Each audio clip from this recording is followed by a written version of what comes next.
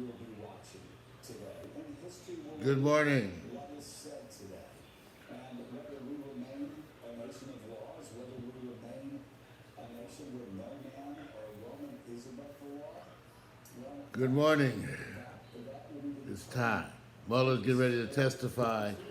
As you can see, take a look. Yeah, this is C-SPAN.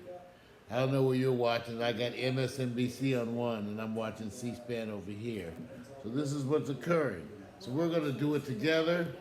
Good morning. Good morning.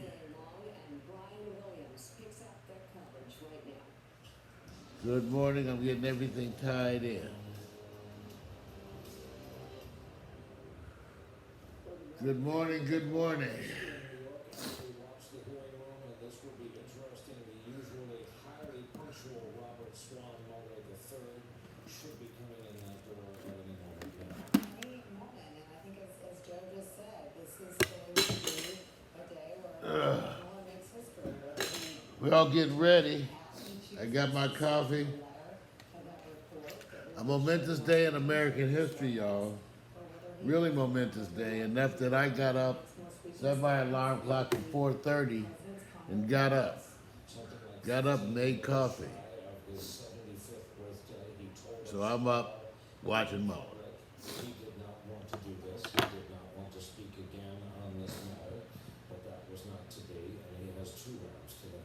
Yeah, I can't imagine Robert Mueller as someone who is proven wrong very often, but what he said in that 9-minute press conference, I know you've re-aired it on your program, I've re-aired it on mine, was that the report is his testimony. It's this report right here. Get everything together, y'all. Hope you're watching. Good morning with Mario. We're up. Historic day. I see Cassie. Good morning, Cassie.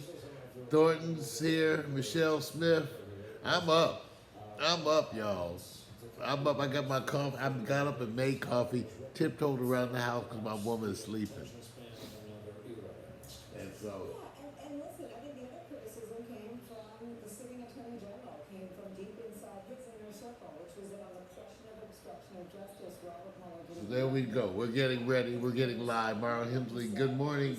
Up with all my people. We're going to watch it. Wade, good morning, Wade. Yes, okay, Wade. Yes, Wade. Wade said before the hearing, please hold up. Okay, I got to have sativa in the morning, y'all. Wade, my right hand's acting up, Wade, but see, this is that sativa. Weed porn. Good morning, everybody.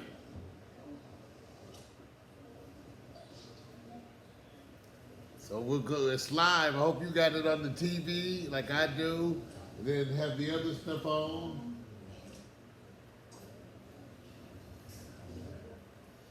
There it is on my laptop.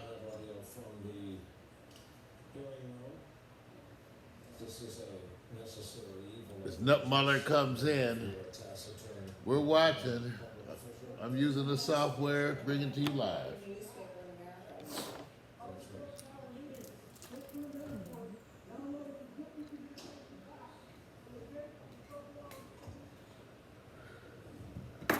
I sure hope they get some legal. It's a long day. I don't know if I'm gonna do 5 hours straight.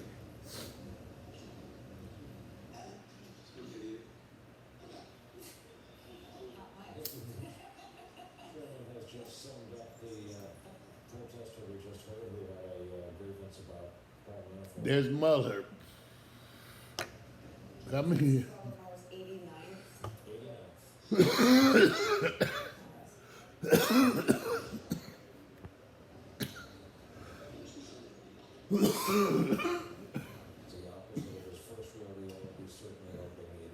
Judiciary Committee will come to order. Without objection, the chair is authorized to declare recesses of the committee at any time. We welcome everyone to today's hearing on oversight of the report on the investigation into Russian interference in the 2016 presidential election. I will now recognize myself for a brief opening statement. Director Mueller, thank you for being here. I want to say just a few words about our themes today: responsibility, integrity, and accountability. Your career, for example, is a model of responsibility. He's starting off with flattery. In Vietnam. You served in senior roles at the Department of Justice, and in the immediate aftermath of 9/11, you served as director of the FBI. Started with the flattery. You returned to public service to lead the investigation into Russian interference in the 2016 elections. You conducted that investigation with remarkable integrity. For 22 months, you never commented in public about your work, even when you were subjected to repeated and grossly unfair personal attacks. Instead, your indictments spoke for you and in astonishing detail. Over the course of your investigation, you obtained criminal indictments against 37 people and entities. You secured the conviction of President Trump's campaign chairman, his deputy campaign manager, his national security advisor, and his personal lawyer, among others. In the Paul Manafort case alone, you recovered as much as $42 million, so that the cost of your investigation to the taxpayers approaches zero. And in your report, you offer the country accountability as well. In Volume 1, you find that the Russian government attacked our 2016 elections, quote, in a sweeping and systematic fashion, and that the attacks were designed to benefit the Trump campaign. Just that's a big deal. Volume 2 walks us through 10 separate incidents of possible obstruction of justice, where, in your words, President Trump attempted to exert undue Good morning, influence Miko. over your investigation. The president's behavior included, and I quote from your report, quote, There's Mueller. I hope you're watching it on TV simultaneous efforts to with control me. it, and efforts in both public and private to encourage witnesses not to cooperate, close quote. Among the most shocking of these incidents, President Trump ordered his White House counsel to have you fired, and then Ooh. to lie and deny that it had happened. He ordered his former campaign manager to convince the recused Attorney General to step in and limit your work. And he attempted to Well, you got your coffee. witnesses from cooperating with your investigation. Although department policy barred you from indicting the president for this conduct, you made clear that he is not exonerated. Any other person who acted in this way would have been charged with crimes. And in this nation, not even the president is above the law. Got it on the laptop here and on the TV there. Responsibility, integrity, and accountability. These are the marks by which we who serve on this committee will be measured as well. Director Mueller, we have a responsibility to address the evidence that you have uncovered. You Here we go. recognize as much when you Mueller's said, quote, testifying. "The I got my Constitution coffee. requires a process Got my other than smoke. the criminal justice system to formally accuse a sitting president of wrongdoing," close quote. That process begins with the work of this committee. We will follow your example, Director Mueller. We will act with integrity. We will follow. How about the knowing facts your with place in integrity. history is We will secure? consider all appropriate remedies. We will make our recommendation to the House when our work concludes. We will do this work because there must be accountability for the conduct described in your report, especially as it relates to the president. Thank you again, Director Mueller. We look forward to your testimony. Oh, It is now my pleasure to recognize the ranking member of the Judiciary Committee, the gentleman from Georgia, Mr. Collins, for his opening statement. Thank you, Mr. Chairman, and thank you, Mr. Mueller, for being here. For 2 years leading up to the release of the Mueller report, and in the 3 months since, Americans were first told what to expect and then what to believe. Collusion, we were told, was in plain sight, even if the special counsel's team didn't find it.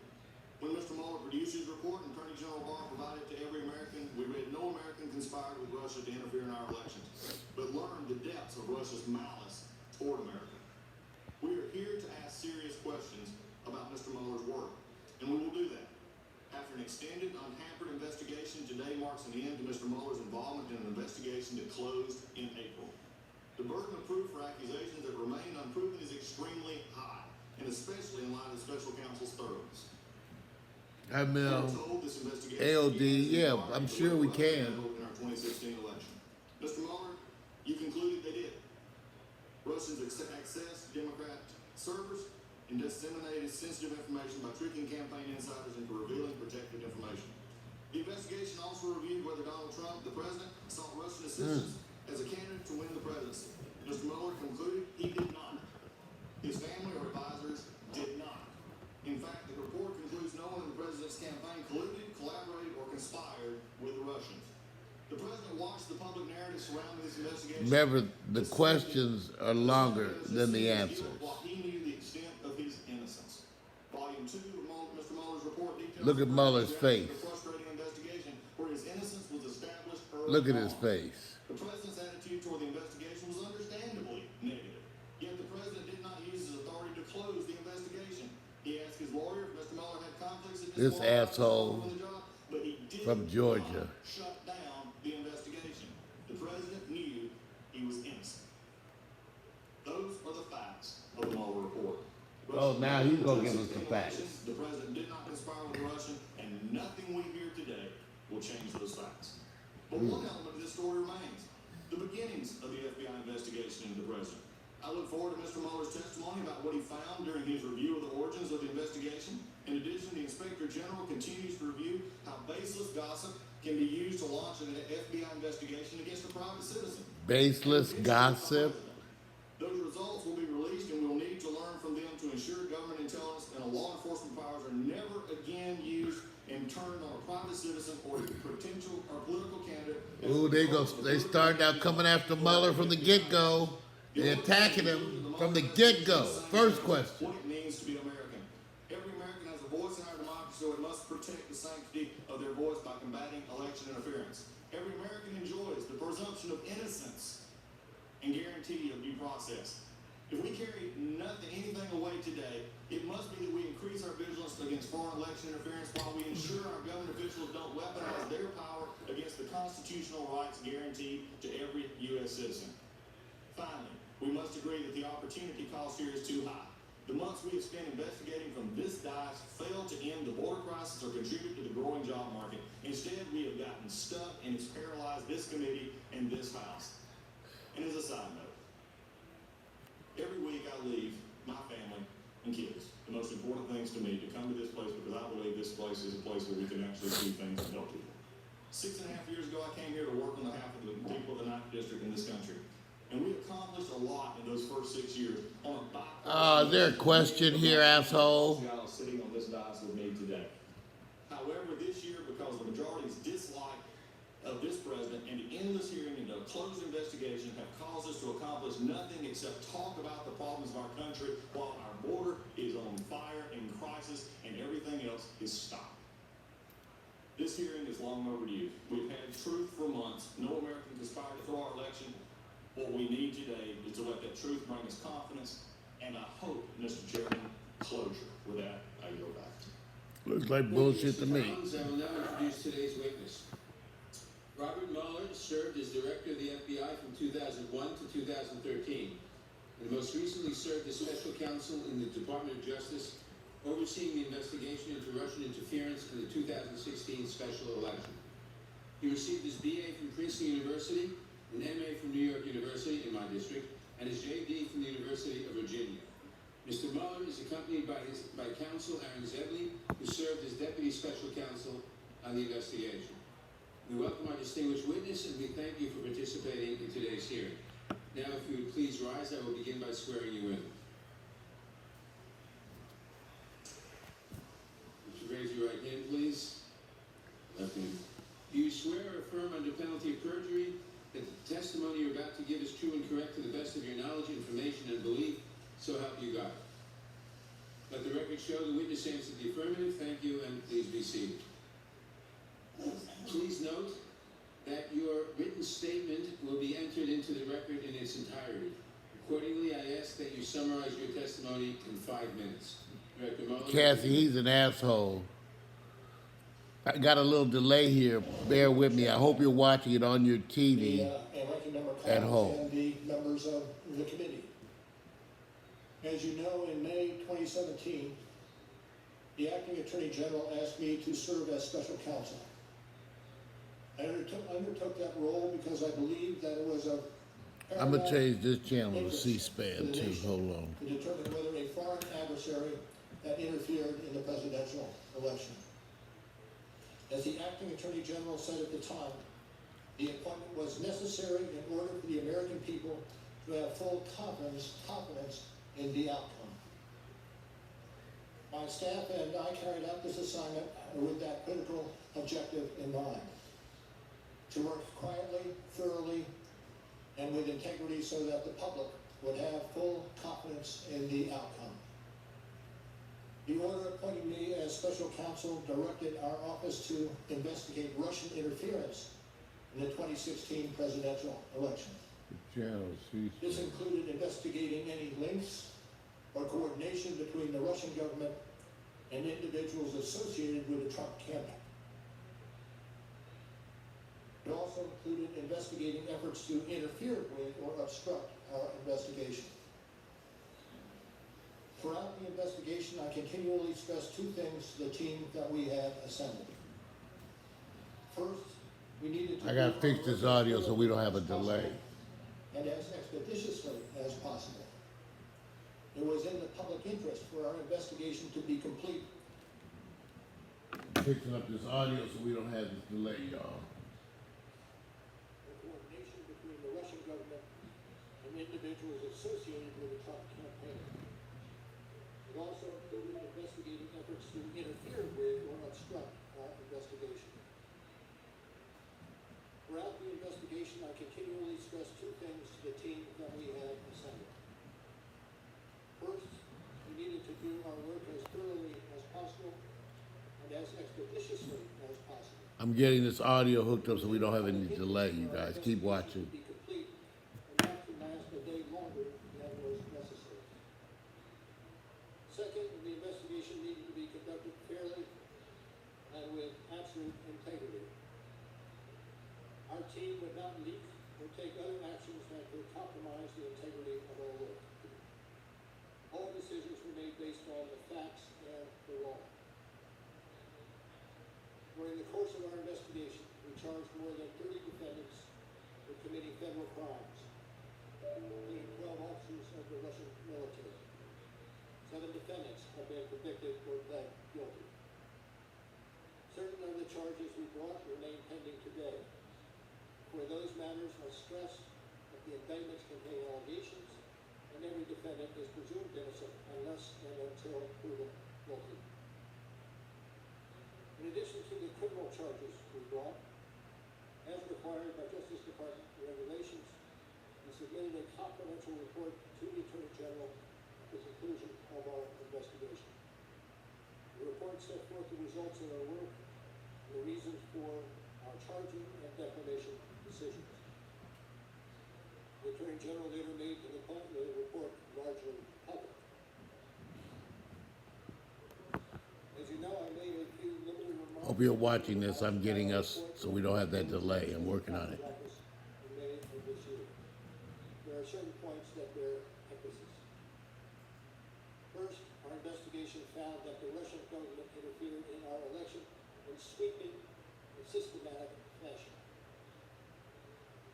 Second, the investigation did not establish that members of the Trump campaign conspired with the Russian government in its election interference activities. Alexa, Collusion, which is not connect Bluetooth.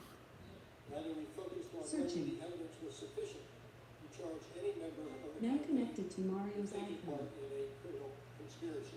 It was not.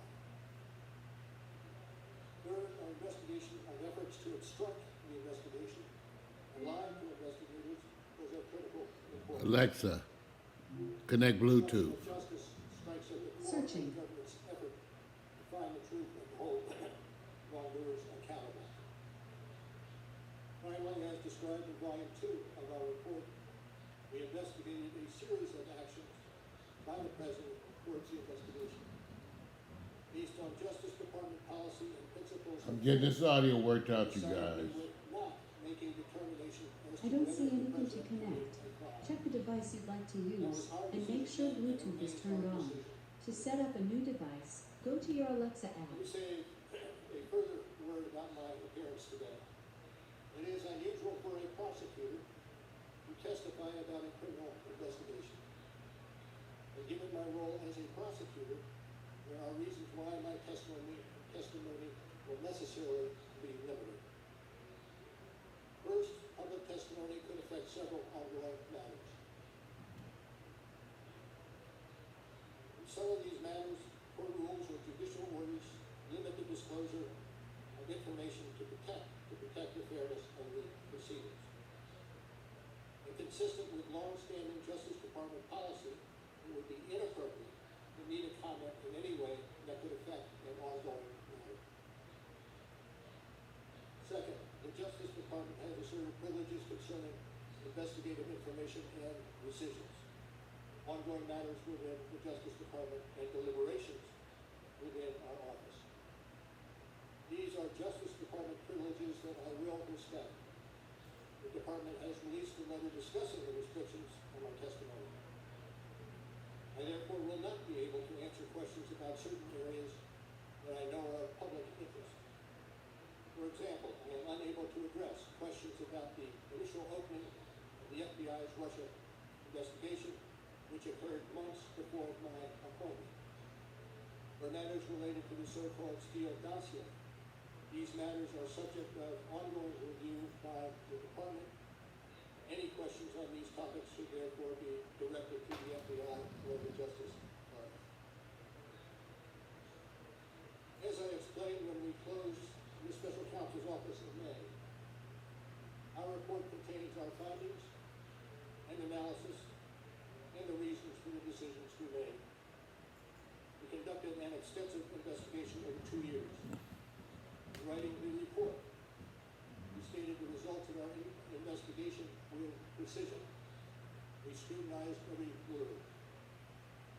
We do not intend to summarize or describe the results of our work in a different way. Alexa, connect Bluetooth to HP laptop. The report is my testimony, Searching. and I will stay within that text. And as I stated in May, I will not comment on the actions of the Attorney General or of Congress. I was appointed as a prosecutor, and I intend to adhere to that role and to the department standards that govern it. We're joined today by Deputy Special Counsel Aaron Zebley. Mr. Zebley has extensive I don't see experience anything as to a federal connect. prosecutor. Check the device you'd like to use and make sure Bluetooth is turned on. To set up a new device, go to your Alexa app. Day-to-day oversight of the investigations conducted by our office.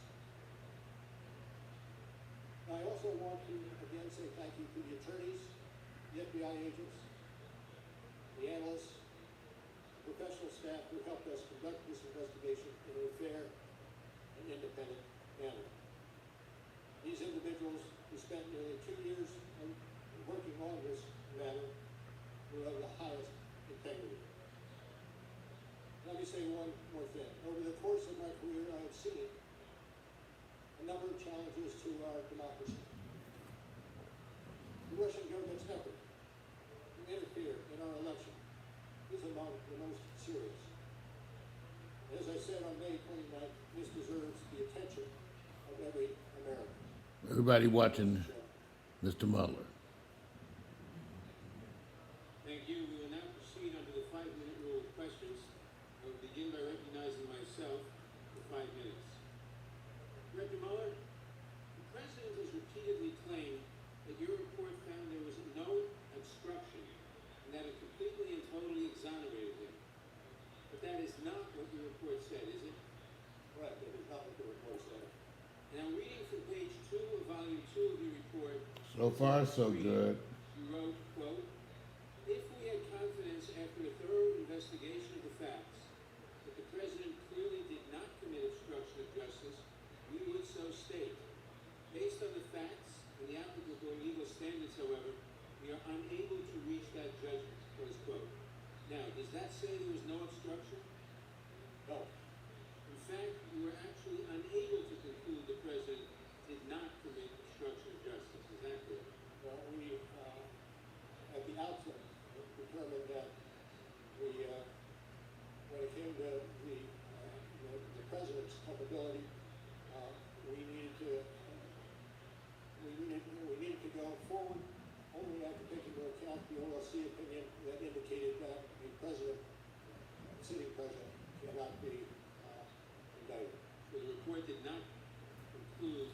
Already contradicting the president, everybody. Is that correct? That is correct.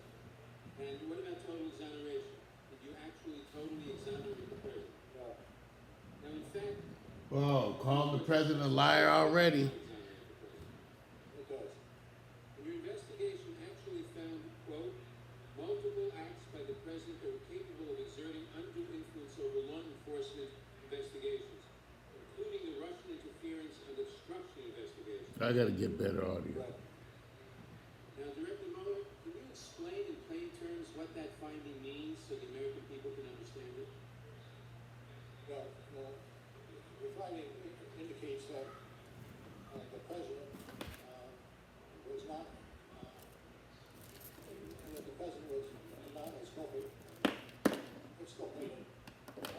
for the acts that he allegedly committed.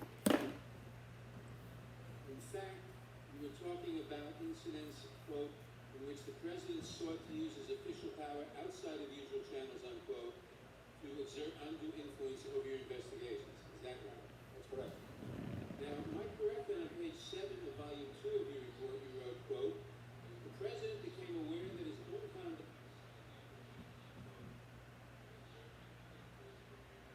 in an obstruction of justice inquiry. At that point, the president engaged in a second phase of conduct involving public attacks on the investigation, non-public efforts to control it, and efforts in both public and private to encourage witnesses not to cooperate with the investigation. As quote. So President Trump's efforts to exert undue influence over your investigation intensified after the president became aware that he personally was being investigated? Let's stick with the language that you have in front of you, which came from page 7 of volume 2. Which Is it correct that if you under DOJ, under Department of Justice policy, the president could be prosecuted for obstruction of justice crimes? Can you repeat the question, sir? Is it correct that if you were concluded that the president committed the crime of obstruction, you could not publicly state that in your report or here today? I would say Crime of obstruction, you could not publicly state that in your report or here today.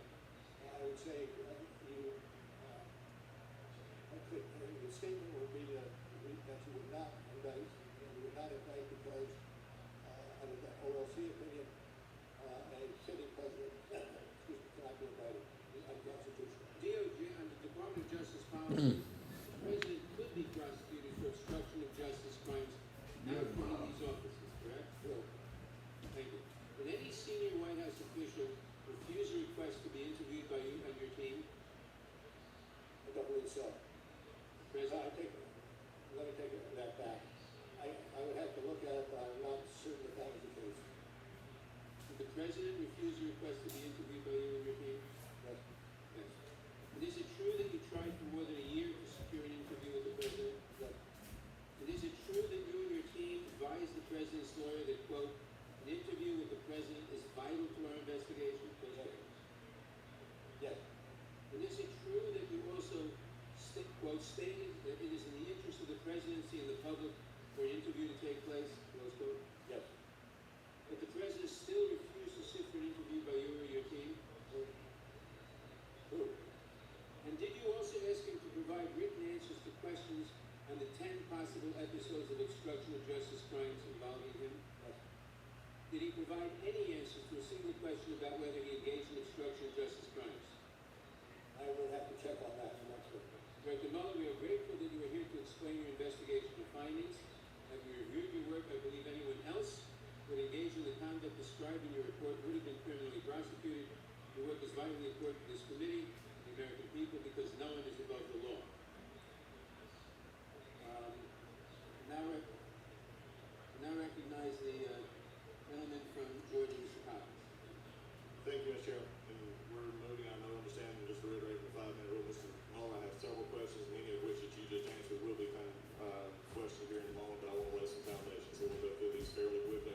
I'll talk slowly, I said, but I talk fast. I will talk slow. Oh, this asshole. You said any testimony from your office would not. Lock him up. We chose these words carefully. The word speaks for itself. I would not provide information beyond that which is already public in any appearance before Congress. Do you stand by that statement?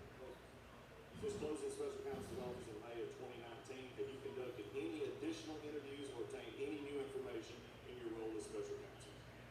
in the wake of the report? Since the closing of the office in May of 2019.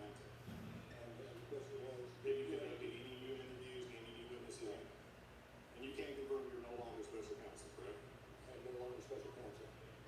At any time of the investigation, was your investigation curtailed or stopped? On any of you? No. Were you or your team provided any questions by members of Congress or majority ahead of your hearing today? No. Your report states that your investigative team included 19 lawyers and approximately 40 FBI agents and analysts and accountants. Are those numbers accurate? Could you repeat that, please? 40 FBI agents, 19 lawyers, intelligence analysts, and forensic accountants. Are those numbers accurate? This is what you report. Generally, yes.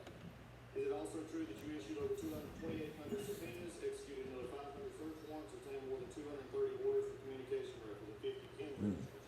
And that went a little fast for me. Okay. In your report, I know it's very simple. You did a lot of work, correct? Yeah, that I agree. A lot of subpoenas, a lot of pen registers. Lots of opinions. Okay, we'll walk this really slow, but And search warrants. a lot of search warrants, a lot of that. So you're very thorough. You want your opinion very thorough. You listed this out in your report, correct? Yes. Thank you. Is it true, the evidence gathered during your investigation, given the questions that you just answered, is it true the evidence gathered during your investigation did not establish that the president was involved in the underlying crime related to Russian election interference as stated in Volume 1, page 7? We found insufficient evidence of president's culpability So that would be a yes. without, pardon? That would be a yes. Yeah. Thank you. Isn't it true the evidence did not establish that the president or those close to him were involved in the charged Russian computer hacking or active measure of conspiracies, or that the president otherwise had unlawful relationships with any Russian official? Volume 2, page 76, correct? I read the answer to our report. So the yes. Is that any true your investigation did not establish that members of the Trump campaign This is already with Russian government a lot. interference activity? Volume 1, page 2, volume 1, page 173. Thank you. Yes.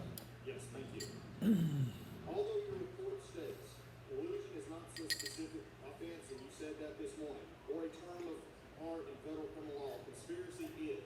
In the colloquial context, are collusion and conspiracy essentially synonymous terms? You have to repeat that. Collusion is not a specific offense or a term of art in the federal criminal This is law. important. Conspiracy is. In the colloquial context, known public context, collusion. He can't comment on that. Bad question. Synonymous terms, correct? If no, on page 180 of volume 1 of your report, you wrote, as defined in legal dictionaries, collusion is largely synonymous with conspiracy, as that crime is set forth in the General Federal Conspiracy Statute 18 U.S.C. 371. You said at your May 29th press conference and here today, you choose your words carefully. Are you sitting here today testifying something different than what your report states? What I'm asking is, if you give me the citation, I can look at the citation and evaluate whether it is. Okay, let me just be clear. You stated that you stated in your report. I just stated your report back to you. And you said that collusion and conspiracy were not synonymous terms. That was your answer was no. In that, page 180 of volume 1 of your report, it says, as defined in legal dictionaries, collusion is largely synonymous with conspiracy, as that crime is set forth in General Who cares? Statute 18 U.S.C. 371. That's dictionaries. You said you chose your words carefully. Are you contradicting your report right now? No. Not when I read it. So you change your answer to yes then? No. If you look at the language, I'm reading your report, sir. It's a yes or no answer. page 180, Page 180, volume 1. This is from your report. right, then I leave it with the report. So the report says yes, they are synonymous. Hopefully, for finally, out of your own report, we can put to bed the collusion and conspiracy. One last question as we're going through. Did you ever look into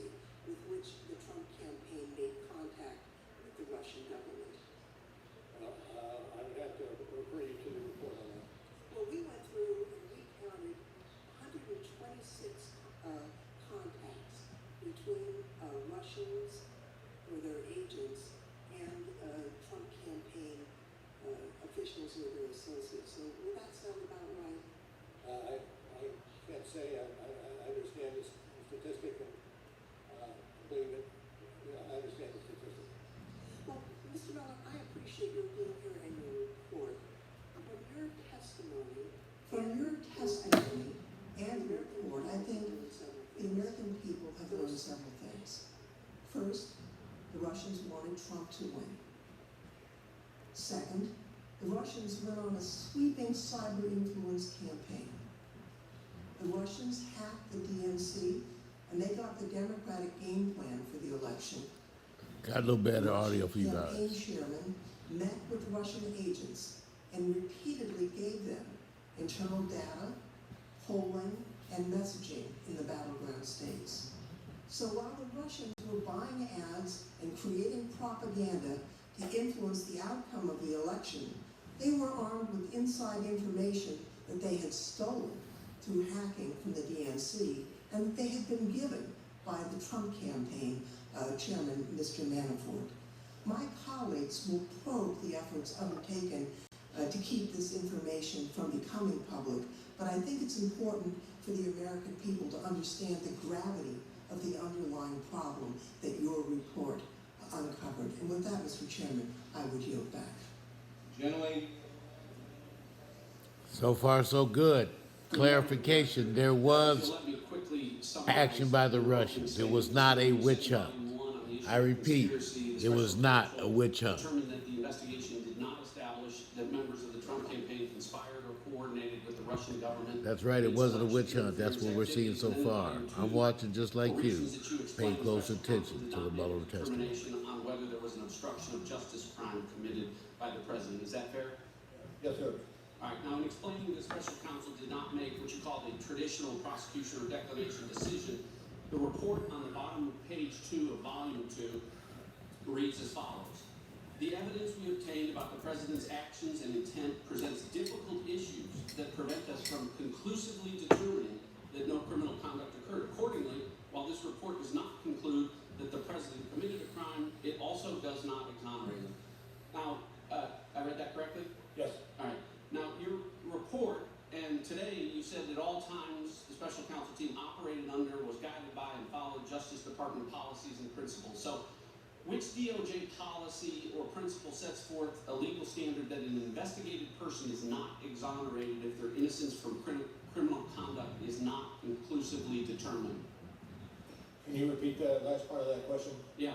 Which DOJ policy or principle set forth a legal standard that an investigated person is not exonerated if their innocence from criminal conduct is not conclusively determined? Where does that language come from, Director? Where is the DOJ policy that says that? Let me make it easier. Go ahead.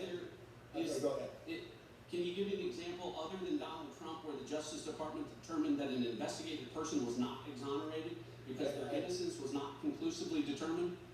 I cannot, but this is unique. Okay, well, you can't, time is short, I've got 5 minutes, let's just leave it at, you can't find it because I'll tell you why, it doesn't exist.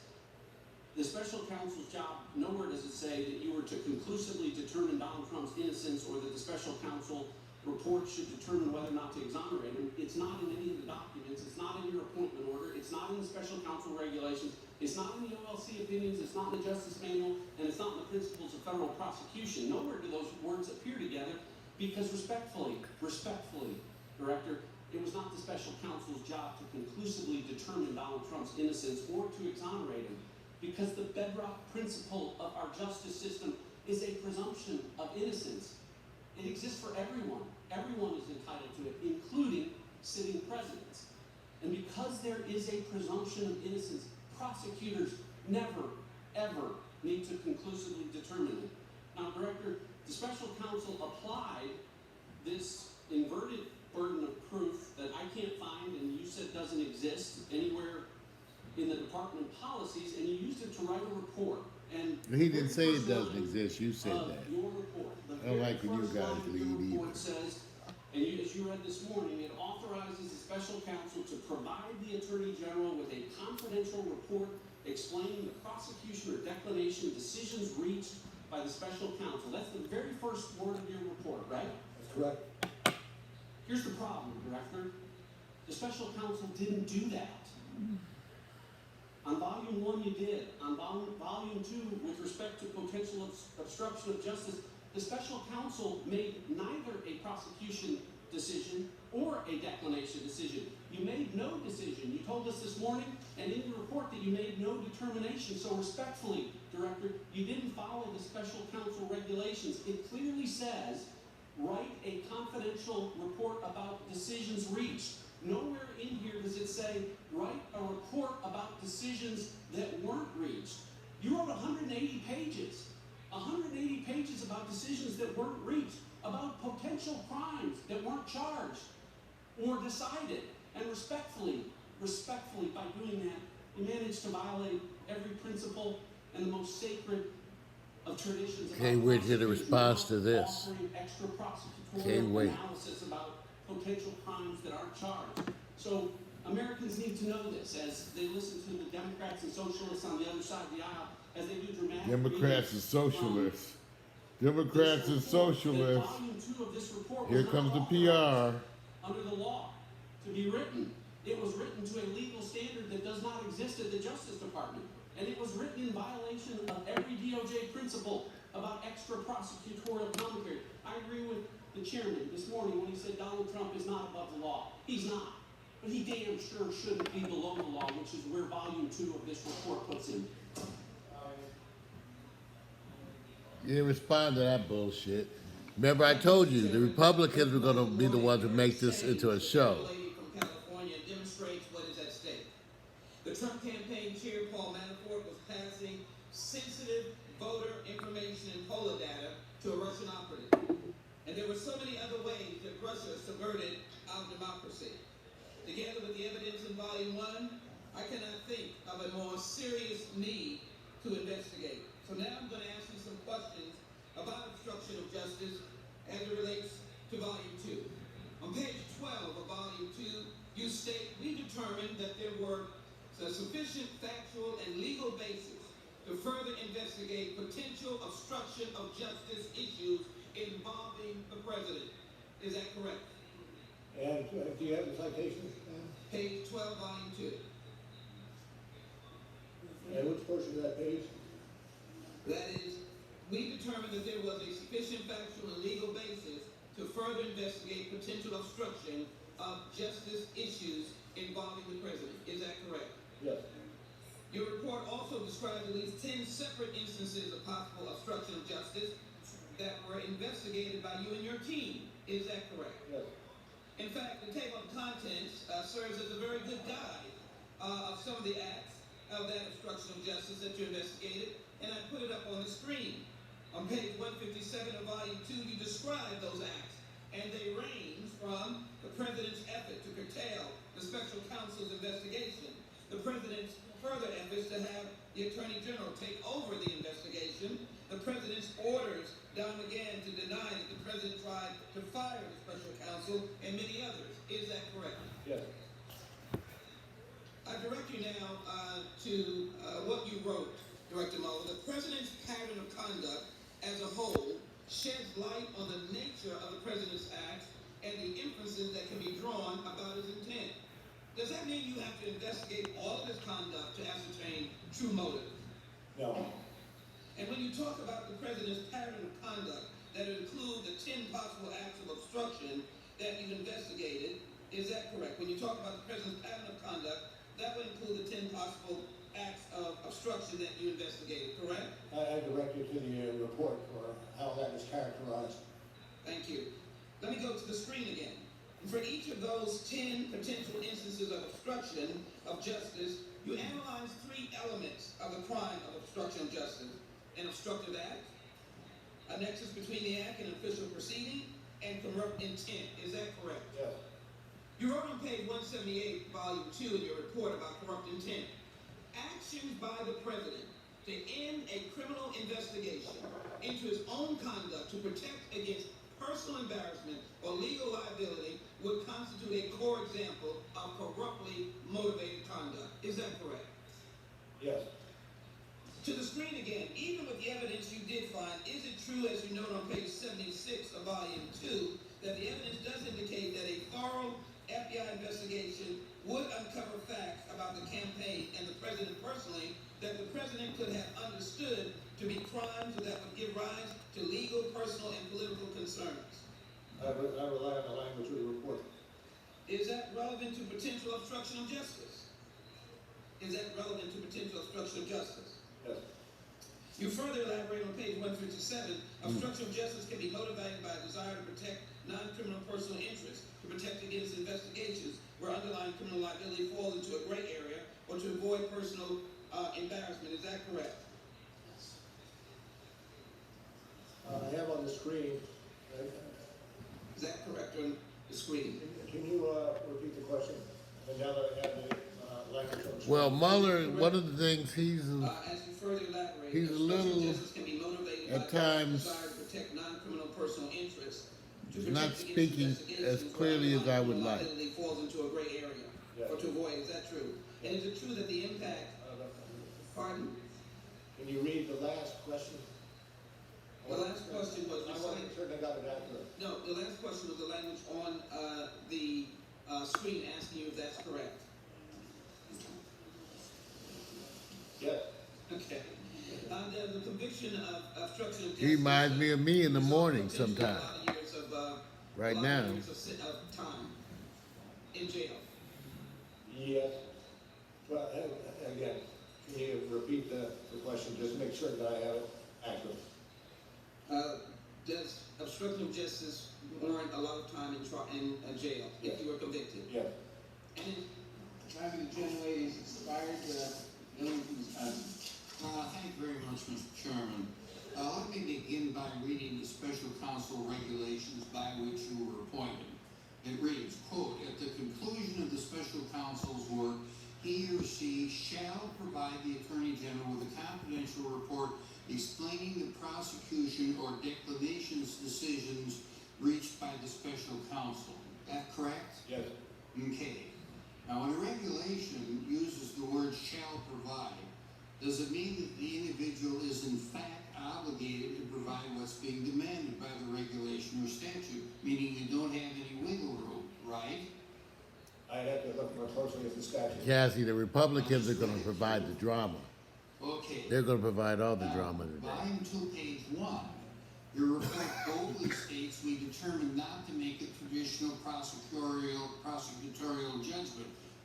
Is that correct? I'm trying to find that citation.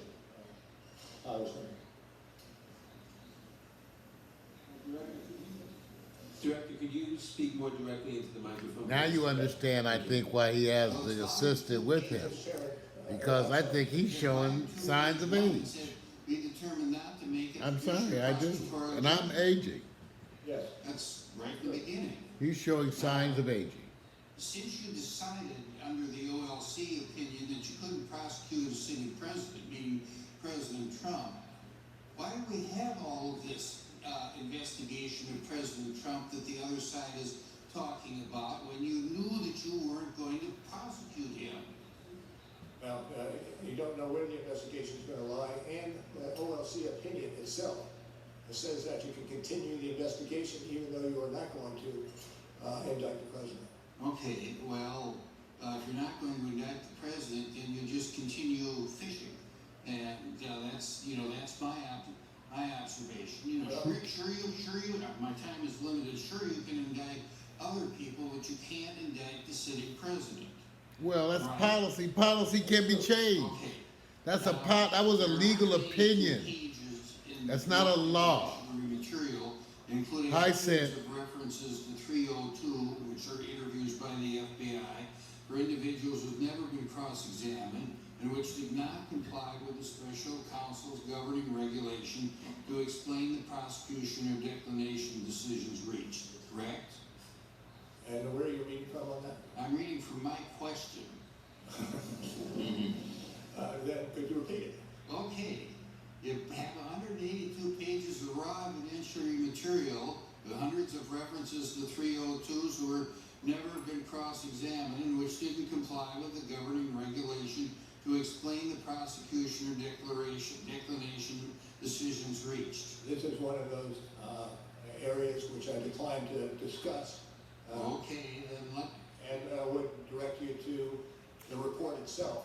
At least what's happened so far is that he has indicated that the Russians did hack the election, therefore it's no witch hunt. During the Clinton impeachment.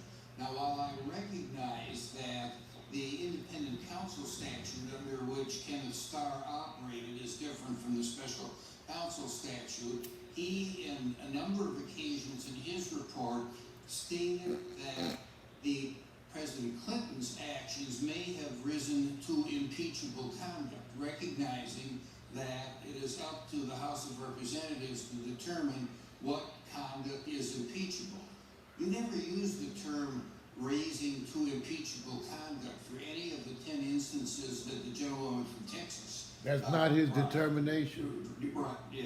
Is it true that there's nothing in volume 2 of the report that says that the president may have engaged in impeachable conduct? Well, we have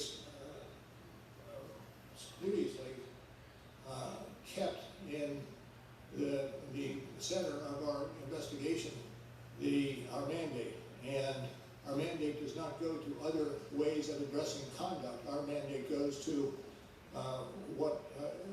developing the report and turning the report into the Attorney General. With all respect, it seems to me, that there are a couple of statements that you made, that said that this is not for me to decide, and the implication is that this is for this committee to decide. Now, you didn't use the word impeachable conduct like Starr did. There was no statute to prevent you from using the word impeachable conduct.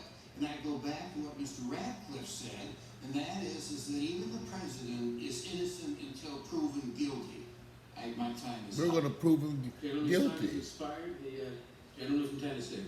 See, they're painting circles. This is legal. This is a great example of legal bullshit. Half of them are lawyers because they couldn't get in medical school. Assholes. Based upon your investigation, how did President Trump react to your appointment as special counsel? Again, I'll send you the report for where that is stated. Well, there is a quote from page 78 of your report, volume 2, which reads, when Sessions told the president that a special counsel had been appointed, the president slumped back in his chair and said, quote, oh my God, this is terrible. This is the end of my presidency. I'm effed, unquote. Did Attorney General Sessions tell you about that little talk? I'm not, Thank you. Please speak into the microphone. oh, sure, my apologies. I am not certain of the person who originally copied that quote. Okay, well, Sessions apparently said in one of his aides had it in his notes too, which I think you had. But See, that's why I think part of the issue why he has that help is that he's aging and ailing, and he gives the impression Correct. prior to your appointment, the Attorney General recused that himself this from the is a investigation stressor because on of his him. role in the 2016 campaign. Is that not correct? Correct. Recusal means the Attorney General would not be involved in the investigation. Is that correct? That's the effect of recusal, yes.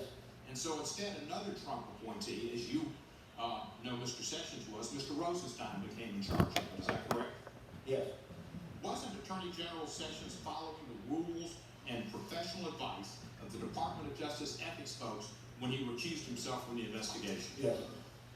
And yet the president repeatedly expressed his displeasure at Sessions' decision to follow those ethics rules to recuse himself from oversight of that investigation. Is that not correct? That's accurate based on what is written in the report.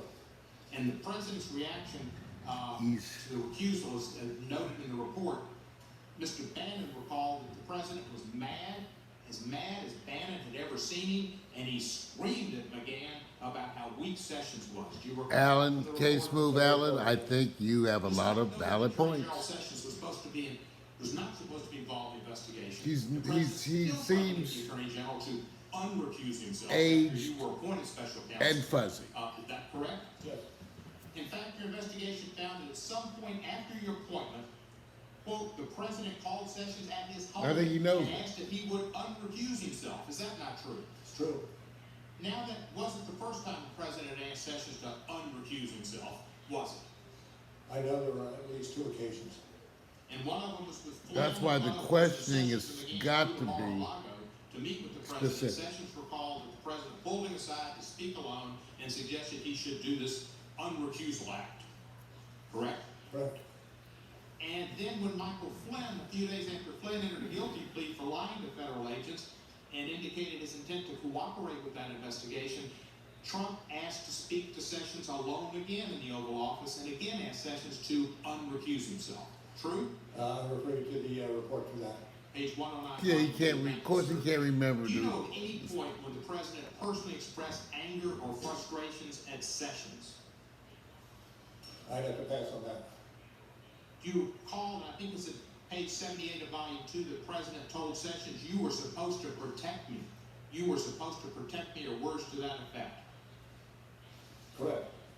And is the Attorney General supposed to be the Attorney General of the United States of America or the consigliere for the president? United States of America. Thank you, sir. In fact, you wrote in your report that the president repeatedly sought to convince Sessions to unrecuse himself so Sessions could supervise the investigation in a way that would restrict its scope. Is that correct? Rely on the report. How could Sessions have restricted the scope of your investigation? Well, I'm not going to speculate. If he, what I would say, if he took over or was Attorney General, he would have greater latitude in his actions that would enable him to do things that otherwise he could not. On page 113, you said the president believed that an unrecused Attorney General would play a protective role and would shield the president from the ongoing investigation.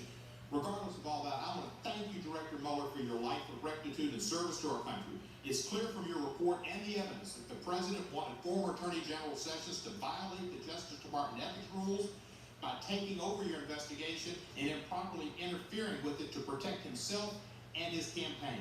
Your findings are so important because in America, nobody is above the law. I yield back the balance of my time. Thank you, gentlemen, for yielding back. So no witch hunt so far. Mueller, now we understand why he's going to have a person testifying for part 2 because he's not sharp. Why President He's Trump not sharp. deserves to be impeached, much as Ken Starr did relative to President Clinton back about 20 years ago. Well, you didn't. So their strategy had to change.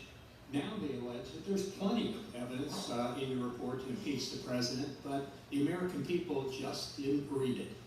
And this hearing today is their last best hope to build up some sort of ground. Is there a question here? To impeach President Trump. Is there a That's question what it's really all about today. Now, a few questions.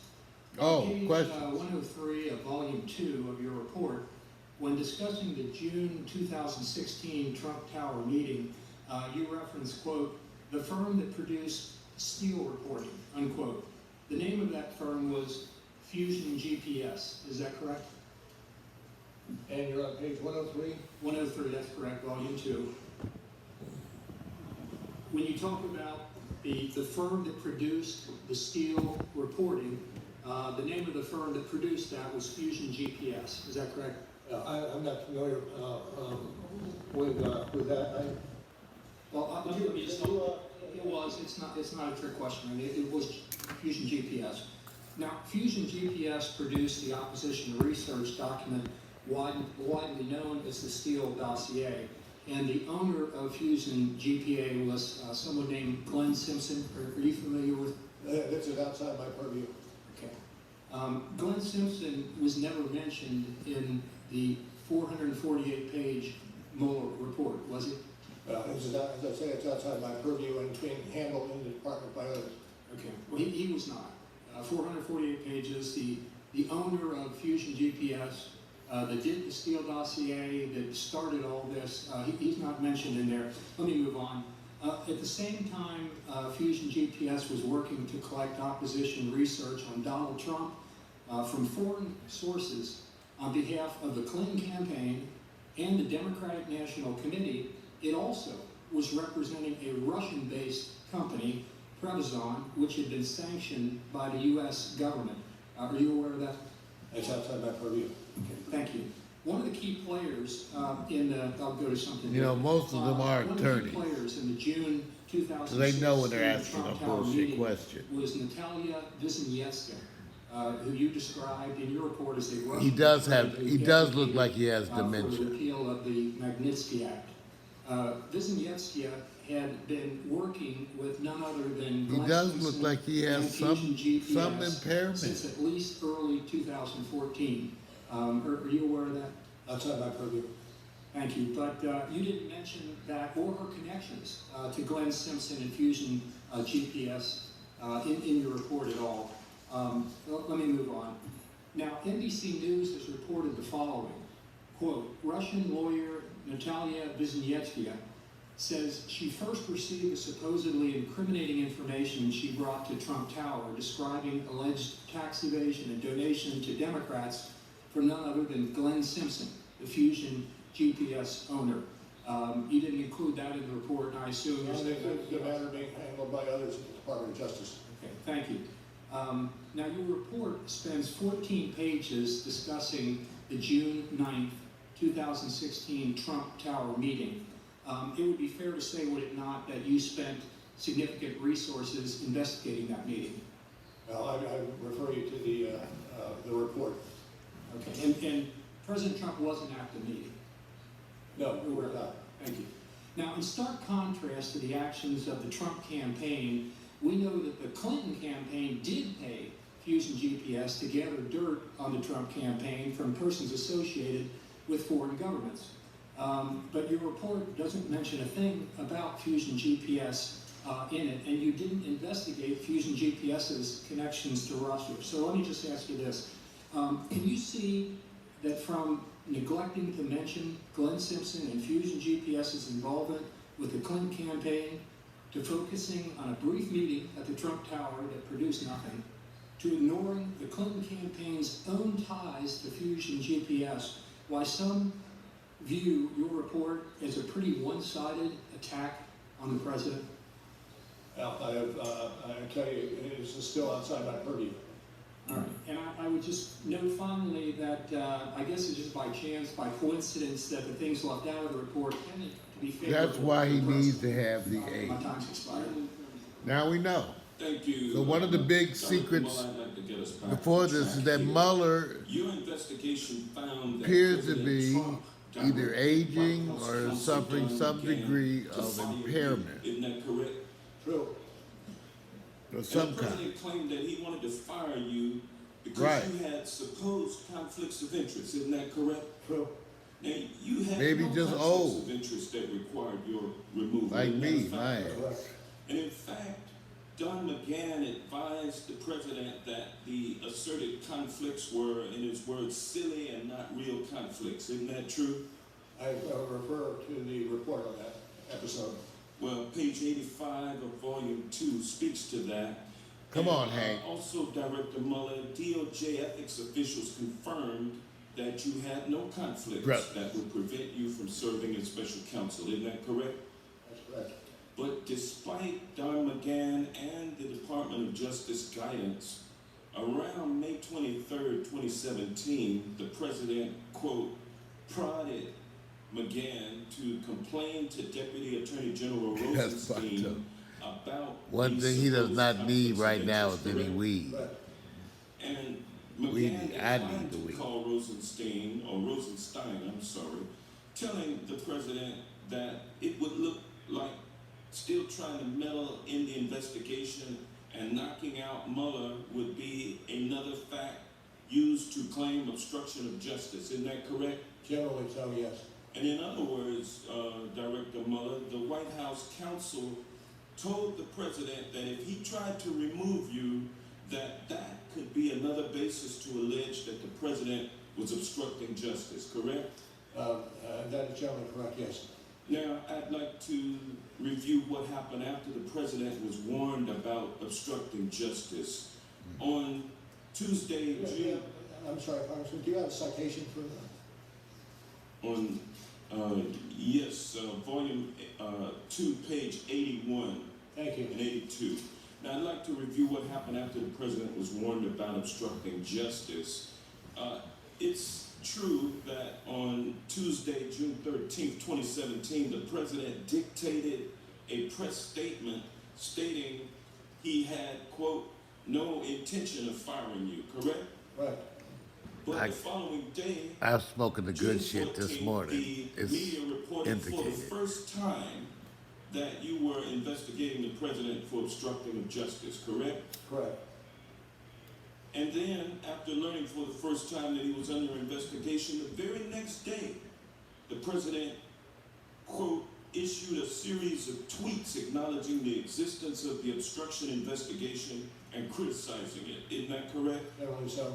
And then, on Saturday, June 17th, 2 days later, the president called Don McGahn at home from Camp David. Cassie, just be careful to talk because about you. Isn't that the correct? independence of the Southern District is affected in some degree by What Barr. was significant about that first I'm trying to weekend get a phone better call understanding of Don that myself, McGahn, to tell you the truth. took from President Trump. I'm going to ask you to rely on what But we- let's hope the other cases, But right? you wrote in your report See, that but on, maybe not the specific Trump-related page cases, 85, volume 2, but the that on cases of the Saturday, Southern June District of 17, New York 2017, the related to president the called Trump's McGahn at associates, home that's to much have stronger. the special counsel removed.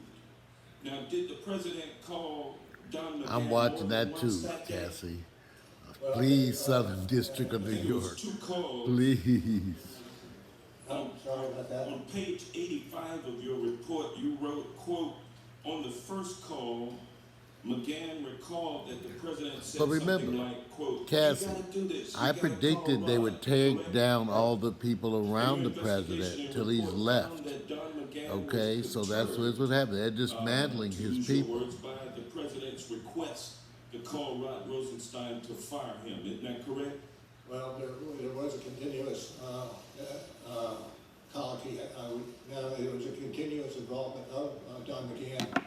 He responding to the president's entreaties. And he did He not want to, stumbles enough to make it a put little himself in the middle of bothersome, that. right? He did not want to have a role in asking the Attorney General to fire the special counsel, correct? Well, I would again refer you to the report and the way it is characterized in the report. Thank you. At volume. That's why the report, he's page sticking so 85, close to it because he states had the that micro. He didn't want to have the Attorney General. He right didn't want there. to have a role in trying to Manage it. fire the Attorney General. So at this point, I will yield back. I better Thank tell you, Mr. Vic that Chairman. there's coffee. Mr. Mueller, well, first, let me ask you unanimous consent, Mr. Chairman, to submit this article, Robert Mueller unmasked, for the record. Without objection. Now, Mr. Mueller, who wrote the 9-minute comments you read at your May 29th press conference? I've been waiting for this asshole. Okay, so that's what I thought. You didn't write it. A 2013 puff piece in the Washingtonian about Comey. Of course, said he's from basically Texas. When Comey called, you dropped everything you were doing. It gave examples. You're having dinner with your wife and daughter. Comey calls, you drop everything and go. The article quoted Comey as saying, if a train were coming down the track, and I quote, at least Bob Mueller will be standing on the tracks with me. You and James Comey have been good friends, or were good friends for many years, correct? We were business associates. We both started off in the Justice Department about. You were good friends. You can work together and not be friends, but you and Comey were friends. We were friends. That's my question. Thank you for getting to the answer. Now, before you were appointed as special counsel, had you talked to James Comey in the preceding 6 months? No. When you were appointed as special counsel, was President Trump's firing of Comey something you anticipated investigating, potentially obstruction of justice? Okay, get into that. Internal deliberations in the Justice Department. Actually, it goes to your credibility. Maybe you've been away from the courtroom for a while. Credibility is always relevant. It's always material, and that goes for you too. You're a witness before us. Let me ask you, when you talked to President Trump, I think he understands what credibility you were is. appointed as special counsel. You were talking to him about FBI director position again. Did he mention the firing of James Comey? Not as a candidate. I was asked. Did he mention the firing of James Comey in your discussion with him? Cannot remember. Pardon? Cannot remember. Don't believe so. You I'm don't- not going to be You specific. don't remember. But if he did, you could have been a fact witness as to the president's comments and state of mind on firing James Comey. Correct. I That's suppose right. that's possible. Yeah, so most Thank you, prosecutors Cassie. want to make sure there's no appearance of impropriety, but in your case, you hired a Tanya, bunch of people. it's history. did not Tanya, like the remember this is history, president. y'all. When did you first They could be learn that teaching your Peter Strzok's grandkids about hands this stuff, y'all. were Donald Trump. This is In the history. summer of 2017. You didn't know before he was hired? I'm sorry, what you, You didn't know before he was hired for your team? know what? Peter Strzok hated Trump. Okay. You didn't know that before he was made part of your team. Is that what you're I saying? did not know that. All right, when did you And first actually, learn? when we did find out, I acted swiftly to have him reassigned elsewhere again. Well, there's some discussion about how swift that was, but when did you learn of the ongoing affair he was having with Lisa Page? About the same time I Okay. struck. Did you ever order anybody to investigate the deletion of all of their texts off of their government phones? Once we found that Peter Strzok was author of... Did you ever May I finish? order, well, you're not answering my question, did you order an investigation into deletion and reformatting of their government phones? No, there was an IG investigation ongoing. Well, listen, regarding collusion or conspiracy, you didn't find evidence of any agreement, I'm quoting you, among the Trump campaign officials and any Russia-linked individuals to interfere with our U.S. election, correct? Correct. So, you also note in the report that an element of any of those obstructions you referenced requires a corrupt state of mind, correct? Corrupt intent, correct. Right. And if somebody knows they did not conspire with anybody from Russia to affect the election, and they see the big Justice Department with people that hate that person coming after them, and then a special counsel appointed who hires dozen or more people that hate that person, and he knows he's innocent. He's not corruptly acting in order to see that justice is done. What he's doing is not obstructing justice. He is pursuing justice, and the fact that you ran it out 2 years means you perpetuated injustice. I take your Gentleman's question. time has expired. The witness may answer the question. I take your question. The gentleman from Florida. Director Mueller. Director Mueller. Oops. Slap. White glove. Well, he's sharp enough to do that. The white glove just came out and he spanked him. That's good old spanking in my day. For obstruction of justice. And you said in your report, Everybody laughed. and I quote, news of the obstruction investigation prompted the president to call McGahn and seek to have the special counsel removed, close quote.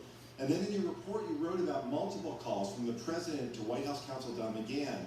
And regarding the second call, you wrote, and I quote, McGahn recalled that the president was more direct, saying something like, call Rob. Tell Rob that Mueller has conflicts. It can't be the special counsel. McGahn recalled the president telling him, Mueller has to go, and call me back when you do it. Director Mueller, did McGahn understand Cassie, I what the absolutely president was agree. ordering him to do? And Fox News is the media outlet for a criminal enterprise. And in the report it says, quote, McGahn understood the president to be saying that the special counsel had to be removed.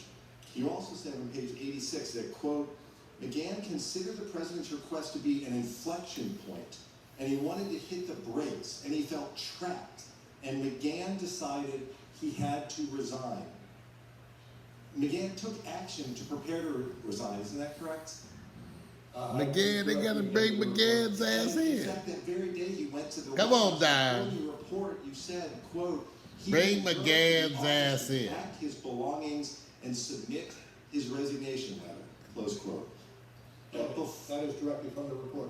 It is. And before he resigned, however, he called the president's chief of staff, Reince Priebus, and he called the president's senior advisor, Steve Bannon. Do you recall what McGahn told them? Whatever what said will appear in the report. It is, and it says on page 87, quote, Priebus recalled that McGahn said that the president asked him to do crazy expletive. In other words, crazy stuff. The White House said crazy counsel shit. thought that the Said president's crazy request shit. was completely out of bounds. He said the president asked him to do something crazy. It was wrong. And he was prepared to resign over it. Now, these are extraordinarily troubling events, but you found White House counsel McGahn to be a credible witness, isn't that correct? Correct. Director Mueller, the most important question I have for you today is why? Director Mueller, why would the President of the United States want you fired? I can't answer that question. Well, on page 89 in your report in volume 2, you said, and I quote, substantial evidence indicates that the president's attempts to remove the special counsel were linked to the special counsel's oversight of investigations that involved the president's conduct, and most immediately, to reports that the president was being investigated for potential obstruction of justice. Close quote.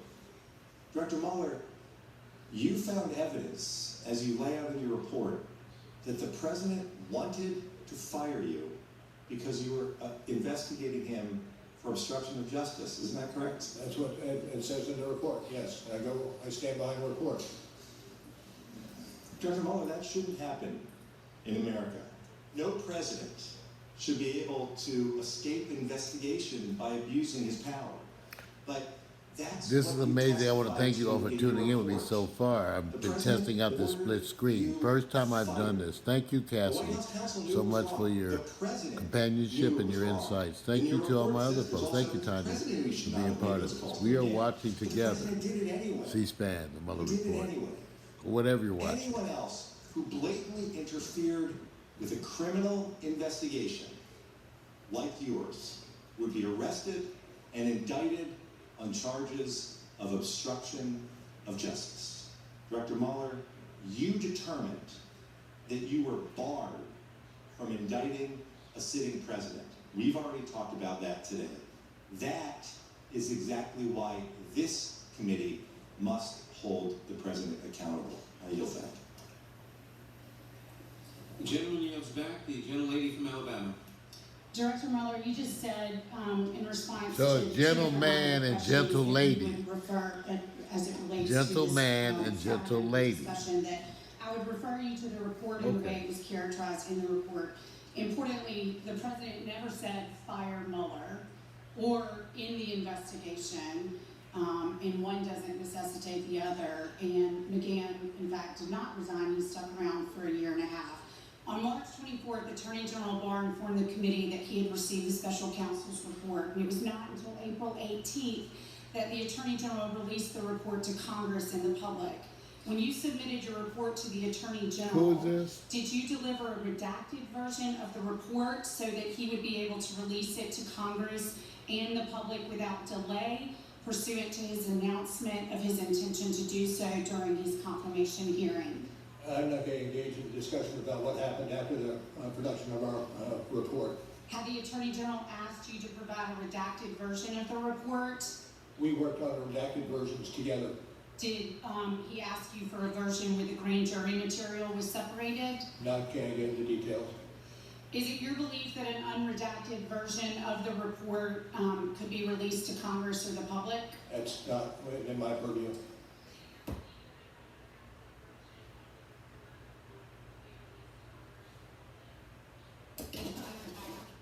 Something's wrong with the sound for a minute. Mario Hemsley live, Pax Stereo TV, with my associates. We had a process that we were operating on with the Attorney General's office. Are you aware of any Attorney General going to court to receive similar permission to unredact 6E material? I'm not aware of that being done. The Attorney General released the special counsel's report with minimal redactions to the public and an even lesser redacted version to Congress. Did you write the report with the expectation that it would be released publicly? No, we did not have an expectation. We wrote Make the some report, calls. understanding that it was demanded by the statute and would go to the Attorney General for further review. And pursuant to the special counsel regulations, who is the only party that must receive the charging decision resulting from the special counsel's investigation? With regard to the President or generally? No, generally. Attorney General? Hello? Attorney General Barr's confirmation hearing, he made it clear that he intended to release the Meredith? report to the public. Do you remember how much of your Yeah, you report live on you the read at that air. point? Were there significant changes in Greetings, tone Dr. or Stereo family, substance what's of up? the report made after I'm just up here watching the Mueller being available report. to Congress and the public? So I thought so since I was up, I thought I'd disturb your sleep. Senator Kamala Harris asked Mr. Barr, It's if the, he looked at the all hidden the asshole evidence side of that it. the special Anyway, so counsel team had gathered, I got up, stated that he Meredith, had not. at So I'm gonna ask 4:30. you, did you And I got down personally here review and all I'm of the drawing underlying evidence and gathered I'm in your experimenting investigation? this morning. I'm watching it and I finally got things to work right. I'm doing a split Did screen any right now single member with of my your laptop team on review all the C-SPAN. underlying, I evidence got gathered C-SPAN on the TV, so the audio's from C-SPAN.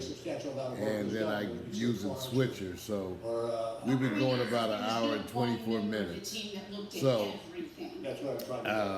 following it, it's at least certain things have happened already, even though the big issue will be that Mueller shows signs to me of some degree of impairment, where there could be early stages of neurological, and that's the reason for the assistant. That's the reason. And he's doing a good job of to me of battling it, but he obviously has some kind of health issue. That would be the most likely, but it's obvious that he does. So that's going to be part of the big news. So I just wanted everybody that's Meredith Bill, my brother from another mother, and a wonderful mother that is, and he's lasting value. He's the one who's Africa connection and lasting value. So I woke him up, as I will wake up. He's the first call I made this morning, but we will be obnoxious and get some other people up there to comment about this. It's Wednesday. Did you alter Bye. letters released to the media, or was it leaked? That was Meredith Bill, lasting value. Well, you went nearly 2 years without a leak. Why was this letter leaked? I can't get into it. Was this letter written and leaked for the express purpose of attempting to change the narrative about the conclusions of your report? And was anything in Attorney General Barr's letter referred to as principal conclusions inaccurate? The time of the gentlelady has expired. Can you answer the question, please? And the question is? Yes, you may answer the question. Was anything in Attorney General Barr's letter referred to as the principal conclusions letter dated March 24th inaccurate? Yeah, I am not going to get into it. Time of the gentlelady has expired. The gentlelady from California. Thank you, Mr. Chair. Director Mueller, as you know, we are focusing The on gentle 5 lady. obstruction episodes today. I would like to ask you about the second of those 5 Oh, there's obstruction Barbara. episodes. It is in the section of your See, report. we get to beginning on work with page her, Meredith, 113, right? Volume 2, entitled, quote, "The President orders Our local McGahn to representative. deny that the President tried to fire the special counsel," end quote. On doing a January good job. 25th, 2018, the New York Times reported that, quote, "The President had ordered McGahn to have the Department of Justice fire you." Is that correct? Correct. And that story related to the events you already testified about here today. The President's calls to McGahn to have you removed, correct? Correct. After the news broke, did the President go on TV and deny the story? Do not know. In fact, the President said, quote, "Fake news, folks, fake news, a typical New York Times fake story," end quote, correct? Correct. But your investigation actually found substantial evidence that McGahn was ordered by the President to fire you, correct? Yes. Did the President's personal lawyer do something the following day in response to that news report? I refer you to the coverage of this in the report. On page 114, quote, on January 26, Yeah, you can't remember all 2018, that. the president's personal counsel called McGahn's attorney and said that the president wanted McGahn to put out a statement denying that he had been asked to fire the special counsel, end quote. Did McGahn do what the president asked? I refer you to the report. Communicating through his personal attorney, McGahn refused because he said, quote, that the Times story was accurate in reporting that the president wanted the special counsel removed. Isn't that right? I believe it is, but I refer you again to the report. Okay, so Mr. McGahn, through his personal attorney, told the president that he was not going to lie. Is that right? True. Did the president drop the issue? I refer to the write-up of this in the report. Okay, next, the president told the White House staff secretary, Rob Porter, to try to pressure McGahn. So far, so good on the part of the Dems. Denial. Is that correct? That's correct. What did he actually direct Porter to do? And I will send you back to the report. Okay, well, on page 113, The hysterical it says, moments have been quote, on the part the president then of the directed Republicans Porter to tell McGahn when they lose their cool. to create a record to make it clear that the president never directed McGahn to fire you, end quote. Is that correct? That is, as it's stated in the report. And you found, quote, the president said he wanted McGahn to write a letter to the file for our records, correct? Correct. And to be clear, the president is asking Sativa his in the White morning. House Sativa. counsel, Don McCann, to create a record that McCann believed to be untrue while you were in the midst of investigating the president for obstruction of justice, correct? Generally correct. And Mr. Generally McCann was an important witness in that investigation, wasn't he? I'd have to say yes. Did the president tell Porter to threaten McCann if he didn't create the written denial? I refer you to the write-up of it in the report. In fact, didn't the president say, quote, and this is on page 116, if he doesn't write a letter, then maybe I'll have to get rid of him, end quote. Yes. Did Porter deliver that threat? I again refer you to the discussion that's found on page 115. Okay, but the president still didn't give up, did he? So the president told McGahn directly to deny that the president told him to have you fired. Can you tell me exactly what happened? I can't beyond what's in the report. Well, on page 116, it says the president met him in the Oval Office. Quote, the president began the Oval Office meeting by telling McCann that the New York Times story didn't look good and McCann needed to correct it. Is that correct? As it's written in the report, yes. The president asked McCann whether he would do a correction, and McCann said no. Correct? That's accurate. Well, Mr. Mueller, thank you for your investigation uncovering this very disturbing evidence. My friend, Mr. Richmond, will have additional questions on the subject. However, it is clear to me, if anyone else had ordered a witness to create a false record and cover up acts that are subject of a law enforcement investigation, that person would be facing criminal charges. I yield back to you. The gentlelady yields back. The gentleman from Ohio. Good job for the gentle lady from California. Good job. Good job. 2017. Proud of her. In that interview, Mr. Nipsid lied. You point this out. Callie in the house. 193, Volume 1, Nipsid denied. Nipsid also falsely stated. Oh, the wrestler. In addition, Nipsid omitted. Three This times he asshole. lied to the FBI. He's yet asshole he number was one. crime. Excuse me, did you say what? I'm sorry, did you say 193? Volume 1, 193. He lied 3 times. You pointed out in your report. Why didn't you charge him with the crime? We'll leave this here. The U.S. House is coming into session, and we take you live there now on C-SPAN. Robert Mueller's testimony continues live on our companion network, C-SPAN 3, online at cspan.org, and with the free C-SPAN What radio. the hell was that? Oh, so we gotta go to C-SPAN. Washington, D.C., 3. July 24th, 2019. I hereby appoint the Honorable Henry Cuellar to act as Speaker Pro Tempore on What's this day. C-SPAN 3? Signed, Nancy Pelosi, Speaker of the House of Representatives. What's the C-SPAN 3? Of January 3rd, 2019. Hold on, I'm working on it. Recognized members from the majority and minority leaders for morning hour debate. Get chair the will audio. alternate recognition between the parties. Hold on. All times shall be equally allocated between the parties, and in no event shall debate continue. I have to deal with that technical here. They're switching up my source. Even sent a lady posing as somebody else, went by the name Asper Turk, even dispatched her to London to spy on Mr. Papadopoulos. In one of these meetings, Mr. Papadopoulos is talking to a foreign diplomat. He tells the diplomat Russians have dirt on Clinton. That diplomat then contacts the FBI, and the FBI opens an investigation based on that fact. I point this out on page 1 of the report. July 31st, 2016, they open the investigation based on that piece of information. Diplomat tells Papadopoulos, Russians have dirt, Papadopoulos tells the diplomat, Russians have dirt on Clinton. Diplomat tells the FBI, not one it is, told Papadopoulos. Here we go. Yes, you can, because you wrote about it. You gave us the answer. Page 192 of the report, you tell us who told it. Joseph Nipson. Joseph Nipson's the guy who told Papadopoulos. The mysterious professor. This is the guy who told Papadopoulos. He's the guy who starts it all. And when the FBI interviews him, he lies 3 times, and yet you don't charge him with a crime. You charge Rick Gates for false statements. You charge Paul Manafort for false statements. You charge Michael Cohen with false statements. You charge Michael Flynn, a 3-star general, with false statements.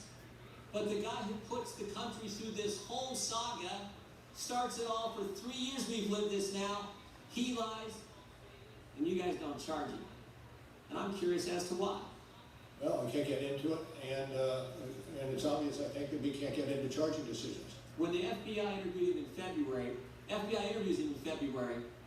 When the special counsel's office interviewed Nipson, did he lie to you guys too? Can't get into that. Did you interview Nipson? Can't get into that. Is Nipson Western intelligence or Russian intelligence? Mr. Jordan wants to go A lot wrestle of things you can't get in into. the showers. What's interesting, you can charge 13 Russians no one's ever heard of, no one's ever seen, no one's ever going to hear of them, no one's ever going to see them. You can charge them. You can charge all kinds of people who are around the president with false statements. But the guy who launches the guy who puts this whole story in motion, Exactly. you can't charge him. I think that's amazing.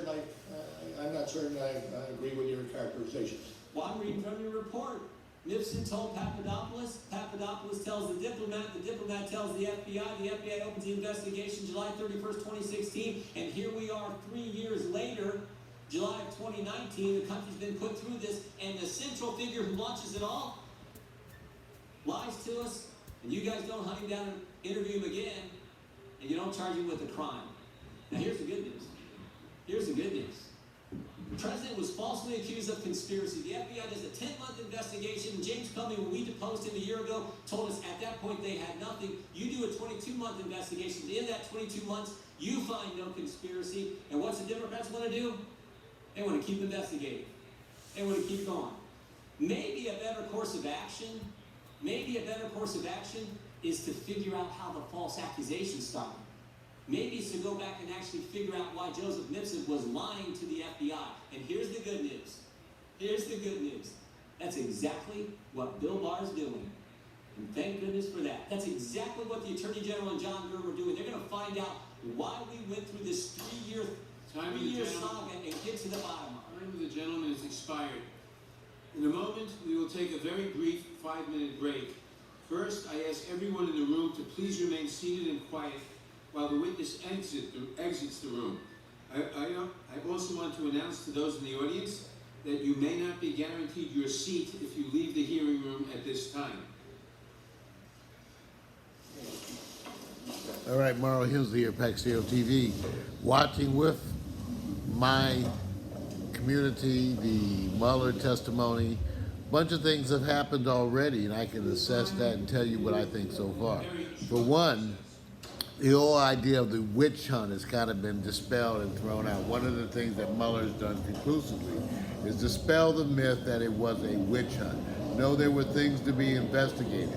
The Dems also got a number of points across where they were able to actually focus and highlight points that could be considered efforts at obstruction of justice.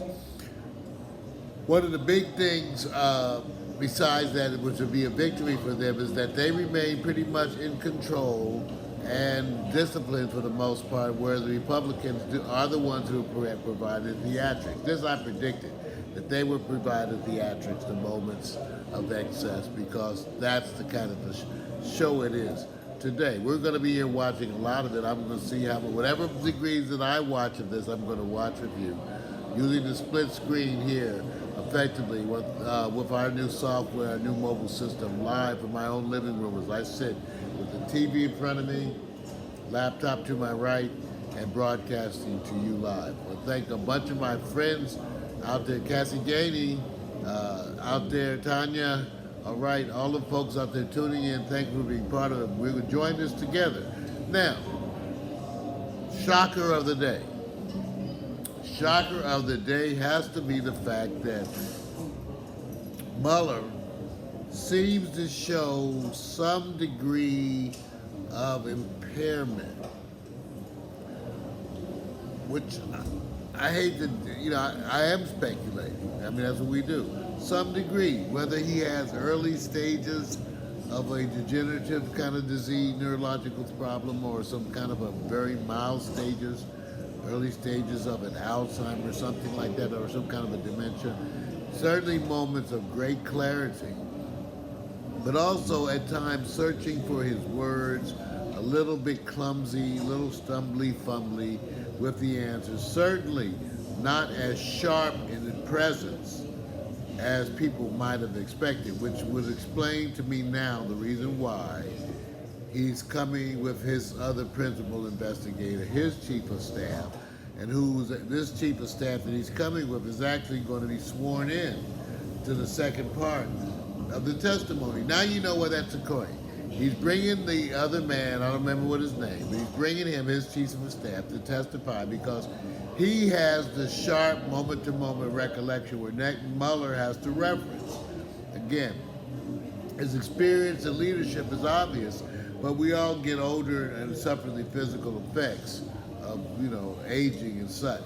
So that's what I think is what we're seeing here today. That would be one of the big stories of the day. And let us be one of the first to acknowledge it, that there is obviously some degree of impairment with Bob Mueller. He's doing a great job. Actually, I would say a courageous job. That's going to be one of the sub-stories that's going to develop, would be the dealing of a very great mind dealing with these kinds of beginning issues and problems. He is, he's up there. He's up there. So that'll be one of the subplots in the sub-story, and a very interesting one indeed. Because to me, he's courageous in how he's dealing with this. He is courageous. And now I understand, too, why he wanted to get it all down in the report, where he can review everything slowly at his own pace, make sure of every statement, so every statement is saying exactly what he wants. Now it makes sense why he wanted to refer over and over to the report, and why it makes sense. It makes so much sense why he wanted to refer to that report, and also that he wants to refer to it now. And that makes all the sense in the world. That's what I would do. If I had to struggle, as I am struggling with things, this is what you do. So I think one of the subplots is that, and I think it's also, to me, how courageous Bob Mueller appears. Now we know why he didn't want to appear live. I think now we know why he wanted to stand by his carefully prepared testimony, that the report is his testimony, and why he continually wants to refer to that report now. Nothing additional, but when pushed and pressed, Republicans, to me, have in a lot of ways hurt their story by validating it. So, I got the report. I skimmed. Well, you know what is skim? It's like we read when I was in medical school. There's studying every paragraph, and then there's flowing through stuff.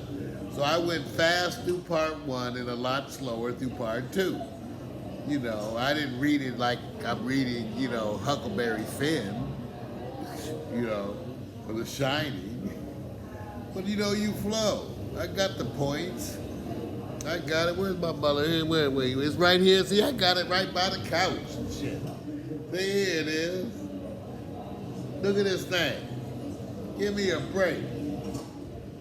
Look at this thing. And I got the audio and all that. So my point is, yeah, you skim through it and then find sections. At least 10 instances that I saw of obstruction, but evidence up the yin-yang. Evidence up the yin-yang. Okay? I agree with Cassie Gainey when she says doing this live was a win for the Dems. It was very smart. It's what everybody needs to see because there are elements of this that you just can't get from reading someone else's evaluation. You need to see it for yourself so you can decide on your own what you think of Bob Mueller. I know what I think of him. I think he is a hero. And I think the way he's dealing with his appears to be degree of incapacitation, or at least effects of something process, appears to me to be courageous and wonderful. So again, I'm celebrating him. Now, I got to get a refill of coffee, maybe half a cup of OJ or Hemsley Live, Pack Stereo TV. You know what we're saying?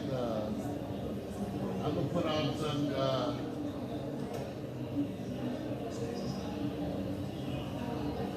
We put some of this audio there.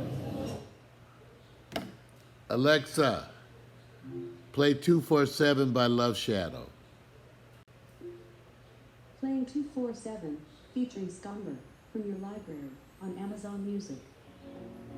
I mean, I went through it too, Cassie, but you know, you don't read it like, that's like when you read documents like that, people don't know. That's not the same kind of reading. You know, you're going for, you hitting items, ting, ting, ting. Here's some music.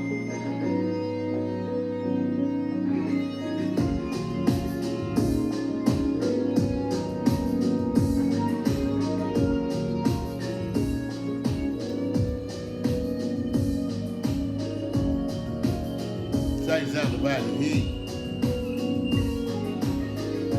Take a whiz break. I'm gonna get some more coffee.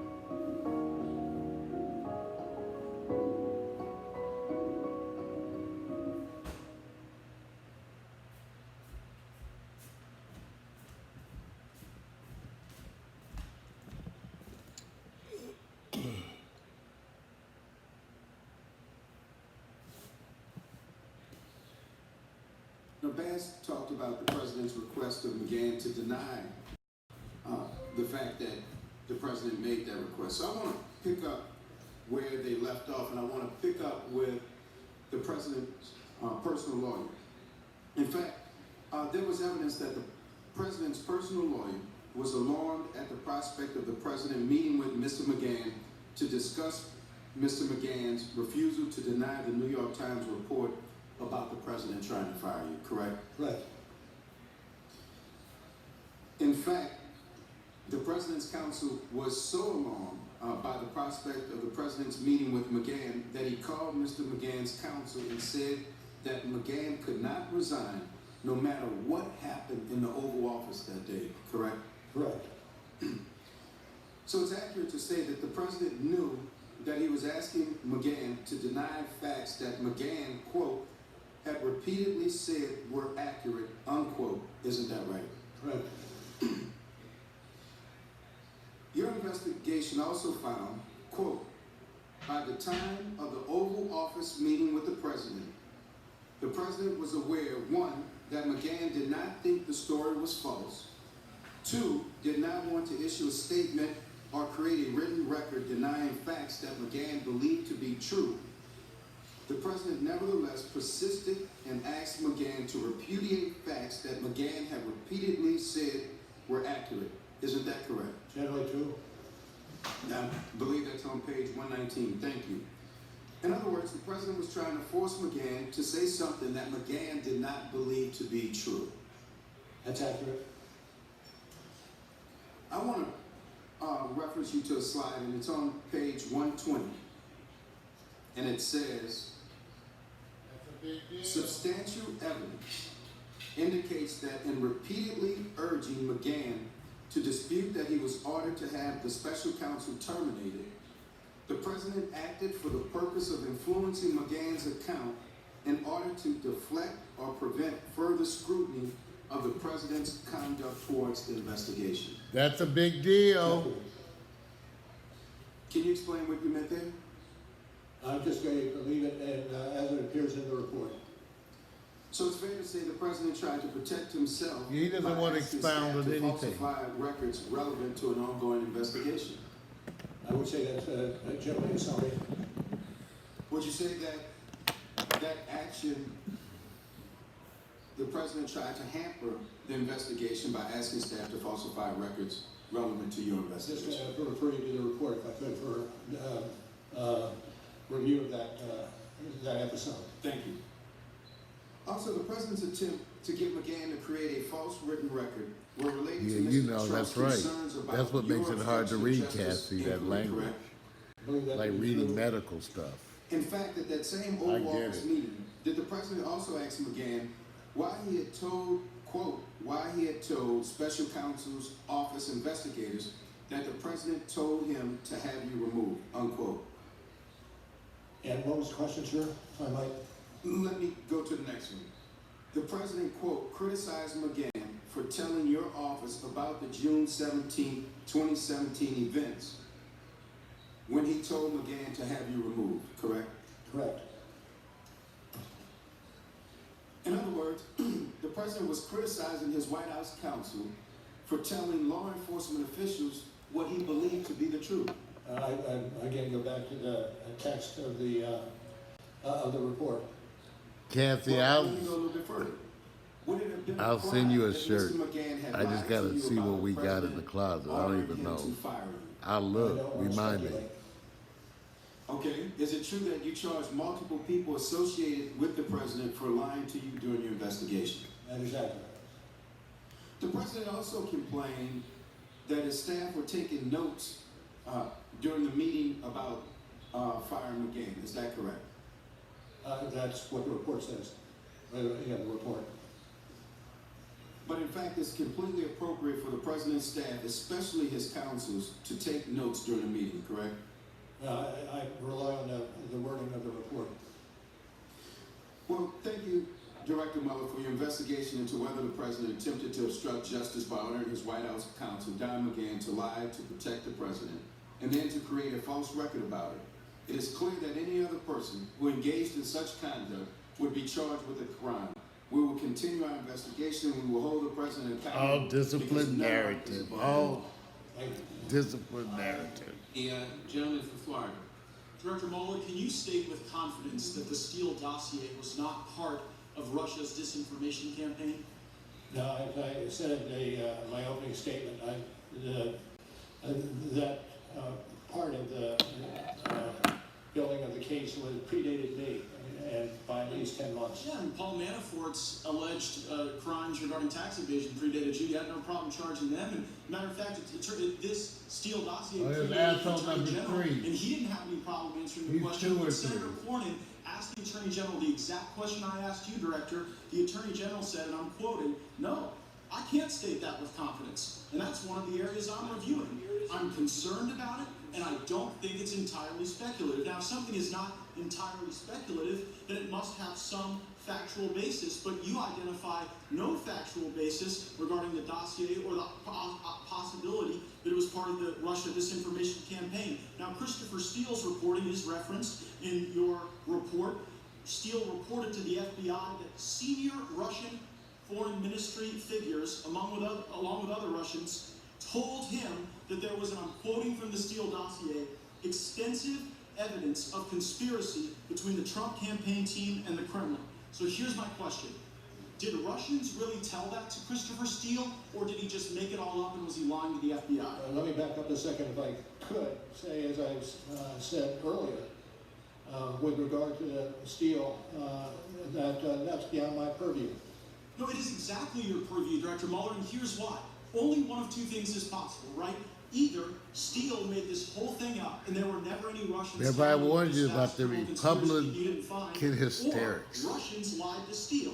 Now, if Russians were lying to Steele to undermine our confidence in our duly elected president, that would seem to be precisely your purview, because you stated in your opening that organizing principle was to fully and thoroughly investigate Russia's interference, but you weren't interested. Baffle them with bullshit. Baffle them with bullshit. And if Steele was lying, then you should have charged him with lying like you charged a variety of other people, but you say nothing. Is there a question here? Well, meanwhile, Director, you're quite loquacious on other topics. You write 3,500 words about the June 9 meeting between the Trump campaign and Russian lawyer Veselnitskaya.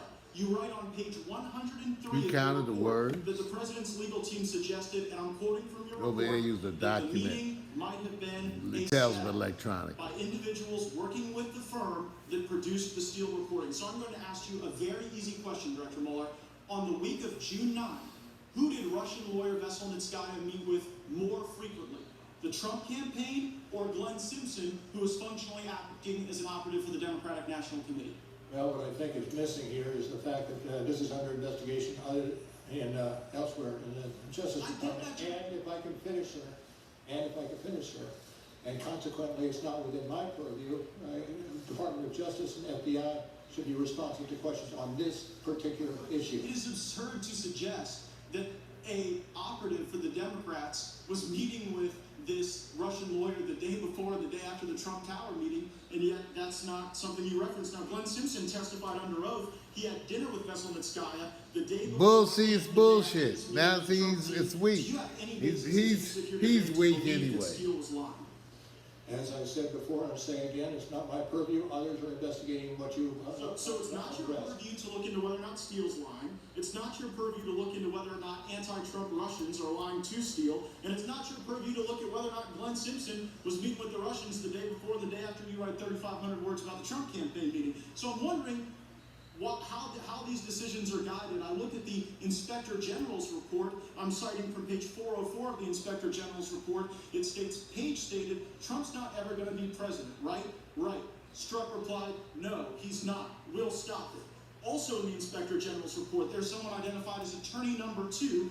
Attorney Number 2, this is page 419. Inspector General report. And then added, He's not there to testify about the Inspector General's report. See, this is baffling with bullshit again. Yes. They both worked on your team, didn't they? I know. I heard Strzok. Who else were you talking about? Attorney Number 2 identified in the Inspector General's report. Okay. And the question was? Did he work for you? The guy who said Viva la Peter Strzok worked for me for a period of time. Yes. Yeah, but so did the other guy that said leave all the resistance. And here's what I'm kind of noticing, Director Mueller. When people associated with Trump lied, you threw the book at him. When Christopher Steele lied, nothing. And so it seems to be that when Glenn Simpson met with Russians, nothing.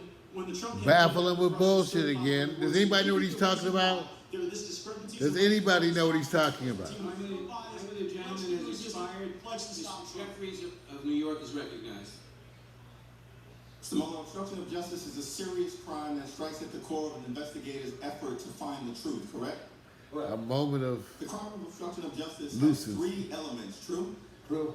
The first element is an obstructive act, correct? Correct. An obstructive act could include taking an action that would delay or interfere with an ongoing investigation as set forth in Volume 2, page 87 and 88 of your report, true? I'm sorry, could you again repeat the question? An obstructive act could include taking an action that would delay or interfere with an ongoing investigation. That's true.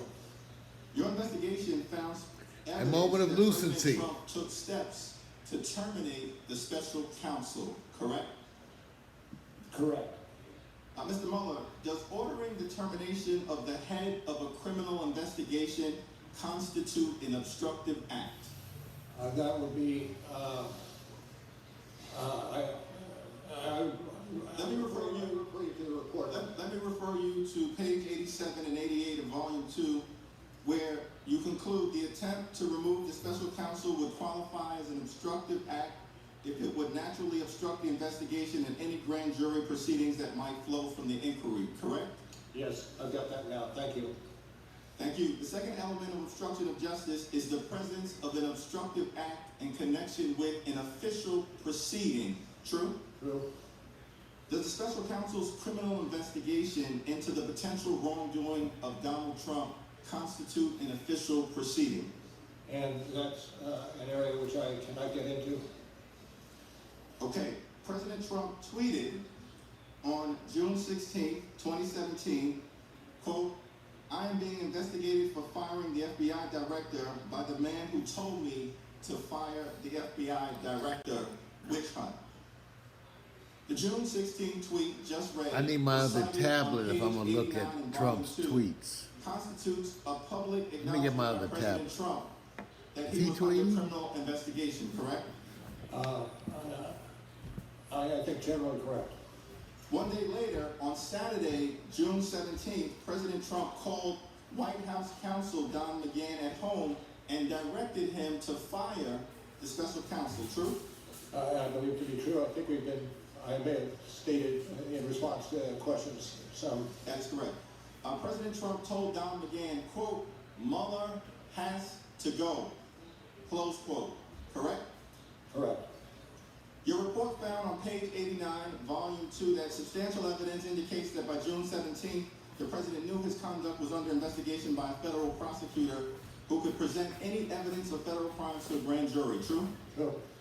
The third element, second element having just been satisfied, the third element of the crime of obstruction of justice is corrupt intent, true? True. Corrupt intent exists if the president acted to obstruct an official proceeding for the improper purpose of protecting his own interests, correct? And that's generally correct. Thank you. The only thing I would say is we are going through the 3 elements of the proof of the obstruction of justice charges. When the fact of the matter is, we got. Excuse me, just 1 second. Well, thank you, Mr. Mueller. Let me move on in the interest of time. Upon learning about the appointment of the special counsel, your investigation found that Donald Trump Little stated to the stumbly Attorney General, fumbly. quote, "Oh my God, this is terrible. This is the end of my presidency. I'm effed." Is that correct? Correct. Is it fair to say that Donald Trump viewed the special counsel's investigation into his conduct as adverse to his own interests? I think that generally is true. The investigation found evidence, quote, that the president knew that he should not have directed Don McGahn to fire the special counsel, correct? And where do you have that quote? Page 90, volume 2. There's evidence that the president knew he should not have made those calls to McGahn, close quote. I see that, yes, that's accurate. The investigation also found substantial evidence that President Trump repeatedly urged McGahn to dispute that he was ordered to have the special counsel terminated, correct? Correct. The investigation found substantial evidence that when the president ordered Don McGahn to fire the special counsel and then lie about it, Donald Trump, 1, committed an obstructive act, 2, connected to an official proceeding, 3, did so with corrupt intent. Those are the elements of obstruction of justice. This is the United States of America. No one is above the law. No one. The president must be held accountable one way or the other. Let me just say, if I might, I don't subscribe necessarily to your the way you analyze that. I'm not saying it's out of the ballpark, but I'm not supportive of that analytical charge. Thank you.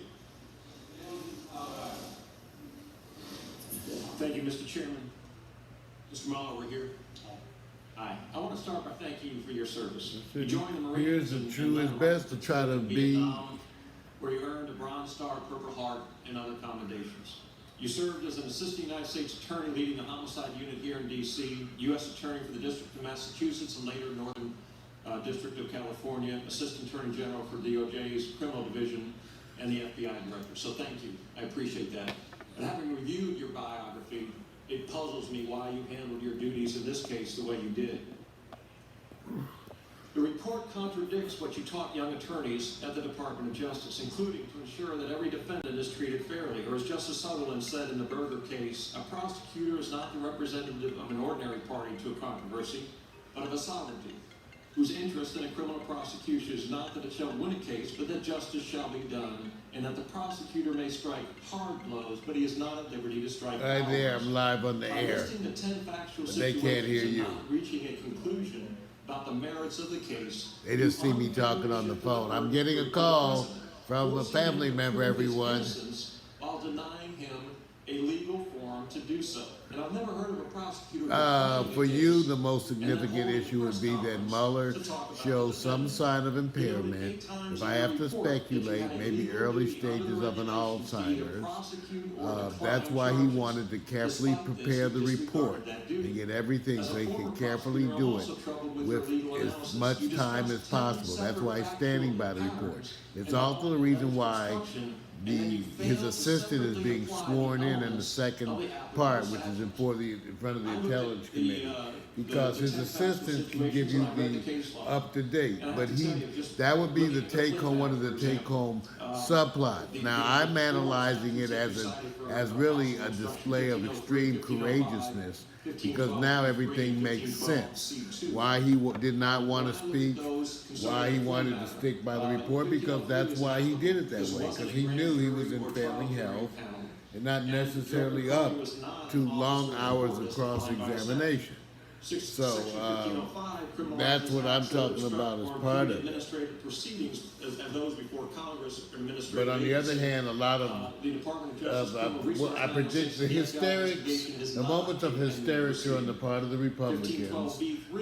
Getz from Florida, Jordan from Ohio were the main ones. General Flynn at the time was not a witness, and certainly Director Comey was not. The other guy who previously tried to get at him, talks about I can't remember his name. as Joe Biden I think he was from Georgia.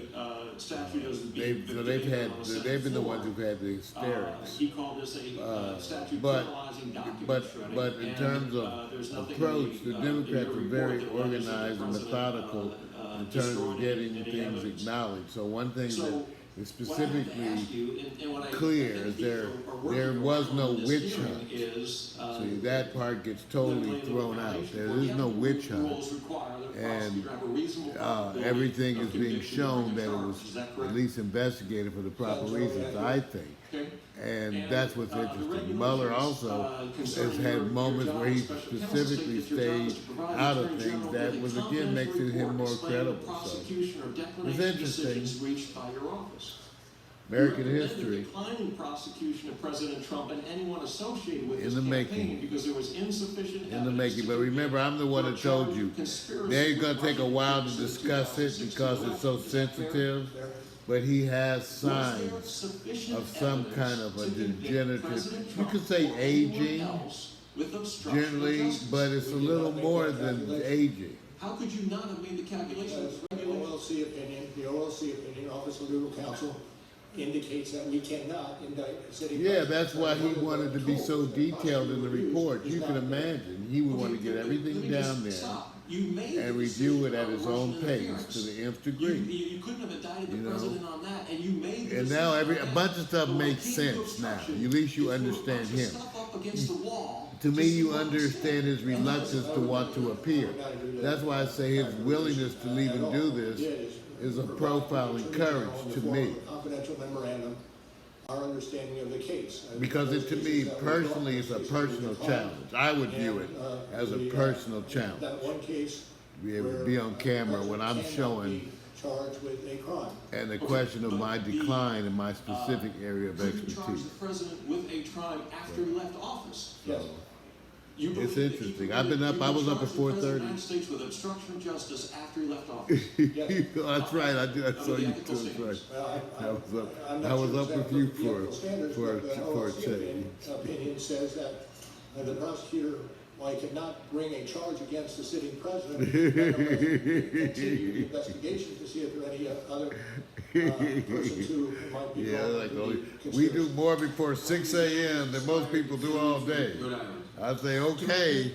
I said, I know what that's like, but I'm certainly not looking forward to returning to that.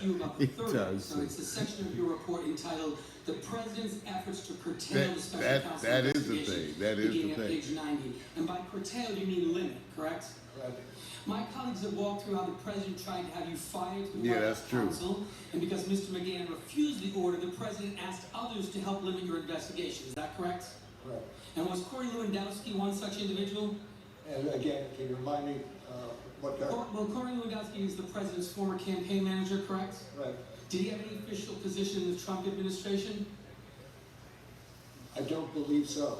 Your report describes an incident in the Oval Office involving Mr. Lewandowski on June 19, 2017, at volume 2, page 91. Is that correct? I'm sorry, what's the citation, sir? Page 91. Of the second volume? Yes. And A meeting in the Oval Office between Mr. Lewandowski and the president. Okay. And that was just 2 days after the president called Don McGahn at home and ordered him to fire you. Is that correct? Fairly so. Wow. So right after his White House counsel, Mr. McGahn, refused to follow the president's order to fire you, the president came up with a new plan. And that was to go around all of his senior advisors and government aides to have a private citizen try to limit your investigation. What did the president tell Mr. Lewandowski to do? Do you recall he told him, he dictated a message to Mr. Lewandowski for Attorney General Sessions. Right, and then they actually have to have the funding to provide the services. Now, they got some new funding, but the amounts to me seem to be a pit. They have to have a national policy. See, that's the thing. They have to have a national policy and deal with the cost like any other cost. This is a cost just like you had, and so because their failure to do so, it's just more than bullshit. It gets me angry. Election meddling for future elections. That's at page 91. Is that correct? Yes, I see that. Thank you. Yes, it is. In other words, Mr. Lewandowski, a private citizen, was instructed by the president of the And United if you States to deliver a message from the president to the attorney general that directed him to limit your That's right. investigation. And if you ate, and if you weren't mentally ill, once you homeless, you will be. Your investigation, correct? You know, you will be. The attorney You general know. was recused from oversight. So the attorney general would have had to violate his That's own right. department's rules in order to comply with the president's order. No, that's because they don't want to take, they don't want to recognize that their financial dealings cause an undue hardship on society. That's why you had all of a sudden, all the different areas in which you had already institutional bias, they all came together, and lo and behold, families could not afford to even keep the most, poor rudimentary sense of a structure of home. To tell the special counsel to end the existing They investigation. can't, people into the president and his okay, well, campaign I'm on, with the at least they special see me counsel talking and they can hear this side of the conversation, which sounds good, I'm sure. Sounds good. And so I'm doing this this side-by-side broadcast, so I'll be on off and on a lot today. And Mr. Lewandowski tried to meet with the Attorney General, is that right? True. And he tried to Yeah. meet with him in his office. Here we so go. he Here was we sure- go. certain it wasn't a public lie. All right, bye-bye. According to what we gathered. Taking calls from And family the and meeting friends. happened, and the president raised the issue again with Mr. Lewandowski, and this time he said, and I quote, "If Sessions does not meet with you, Lewandowski should tell Sessions he was fired. Correct? Correct. So immediately following the meeting with the president, Lewandowski then asked Mr. Dearborn to deliver the message, who's the former chief of staff to Mr. Sessions, and Mr. Dearborn refuses to deliver it because he doesn't feel comfortable. Isn't that correct? Generally correct, yes. So, just so we're clear, Mr. Mueller, 2 days after the White House counsel, Don McGahn, refused to carry out the president's order to fire you, the president directed a private citizen to tell the Attorney General of the United States, who was recused at the time, to limit your investigation to future elections, effectively ending your investigation into the 2016 Trump campaign. Is that correct? I'm not going to adopt your characterization. I'll say that the facts as laid out in the report are accurate. Well, Mr. Mueller, in your report, you in fact write at page 97, substantial evidence indicates that the president's effort to have Sessions limit the scope of the special counsel's investigation to future elections interference was intended to prevent further investigative scrutiny of the president and his campaign conduct. Is that correct? Generally. And so, Mr. Mueller, you Not a have witch hunt. seen a letter where 1,000 former Republican and Democratic federal prosecutors have just read your report and said anyone but the president who committed those acts would be charged with obstruction of justice. Do you agree with those former colleagues, 1,000 prosecutors who came to that conclusion? Those prosecutors. Oh, I'm not. Wait. Thank you, Mr. Chairman. Over here. Thank you. Mr. Mueller, you guys, your team wrote in the report, quote, this is the top of page 2, volume 1, also on page 173, by the way.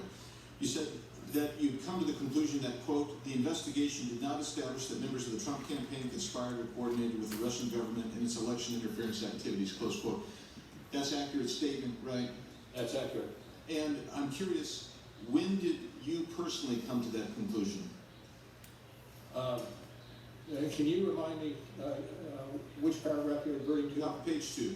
On 2? Volume 1. Okay. And exactly which paragraph are you looking at? The investigation did not establish. Of course. I see it. Yes. What was your question? My question now is, when did you personally reach that conclusion? We were ongoing for 2 years. Right, you were ongoing, you wrote it at some point during that 2-year period, but at some point you had to come to a conclusion that that I don't think that there's not a conspiracy going on here. There was no conspiracy between this president. I'm not talking about the rest of the president's team. I'm talking about this president and the Russians. As you understand, developing a criminal case, you get pieces of information, witnesses, and as you make your case. Right. And when you make a decision on a particular case depends on a number of factors. Right, I understand. So I cannot say specifically that we reached a decision on a particular defendant at a particular point in time. But it was some time well before you wrote the report, fair enough? I mean, you wrote the report dealing with a whole myriad of issues. Certainly sometime prior to that report is when you reached the decision that, okay, with regard to the president himself, I don't find anything here. Fair enough? Oh, well, I'm not certain I do agree with that. So you waited until the last minute when you were actually writing the report and say, okay. Well, no, but there are various aspects of development. Sure, and that's my point. There are various aspects that happen, but somewhere along the pike, you will come to a conclusion. I'm going to try to pull up Twitter and see if I can see the president. So, I can't speak. You can't say when. Fair enough.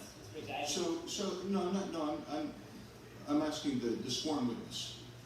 Mr. Mueller, evidence suggests that on May 10th, 2017, at approximately 7:45 a.m., 6 days before the DAG, Deputy Attorney General, appointed you special counsel, Mr. Rosenstein called you and mentioned the appointment of a special counsel. Not necessarily that you be appointed, but that you had a discussion of that. Is that trying to pull true? up Twitter. May 10th, 2017. I don't have any. No, I don't have any knowledge of that occurring. You don't have any knowledge, or you don't recall? I don't have any knowledge. Evidence also suggests that... Given that, what I saw you do, are you questioning that?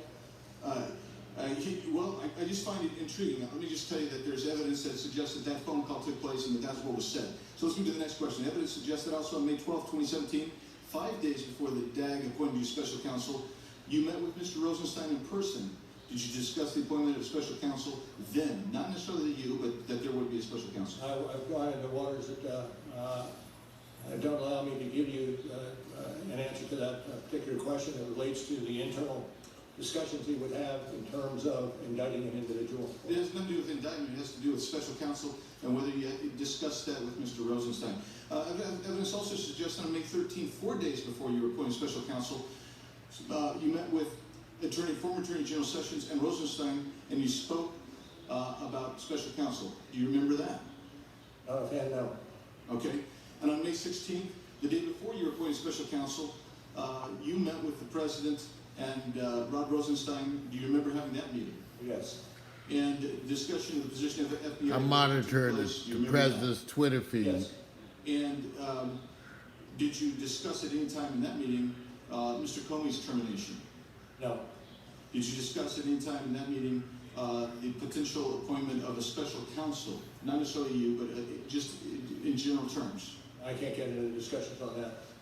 How many times did you speak to Mr. Rosenstein before May 17th, which is the day you got appointed, regarding the appointment of special counsel? How many times prior to that did you discuss it? How many times?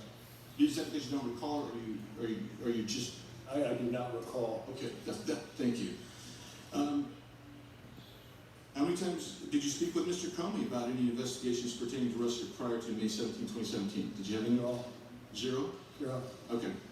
Now, my time's expired. So, No, your time has expired. The gentleman from California. Director Mueller, going back to the president's obstruction via Corey Lewandowski, it was referenced that 1,000 former prosecutors who served under Republican and Democratic administrations with 12,000 years of federal service wrote a letter. I like him in general. Are you familiar with that letter? I've read about that letter, yes. And some of the individuals who signed that letter, the statement of former prosecutors, are people you worked with. Is that right? Quite probably, yes. People that you respect? Quite probably, yes. And in that letter they said all of this conduct, trying to control and impede the investigation against the president by leveraging his authority over others, is similar to conduct we have seen charged against other public officials and people in powerful positions. Are they wrong? They have a different case.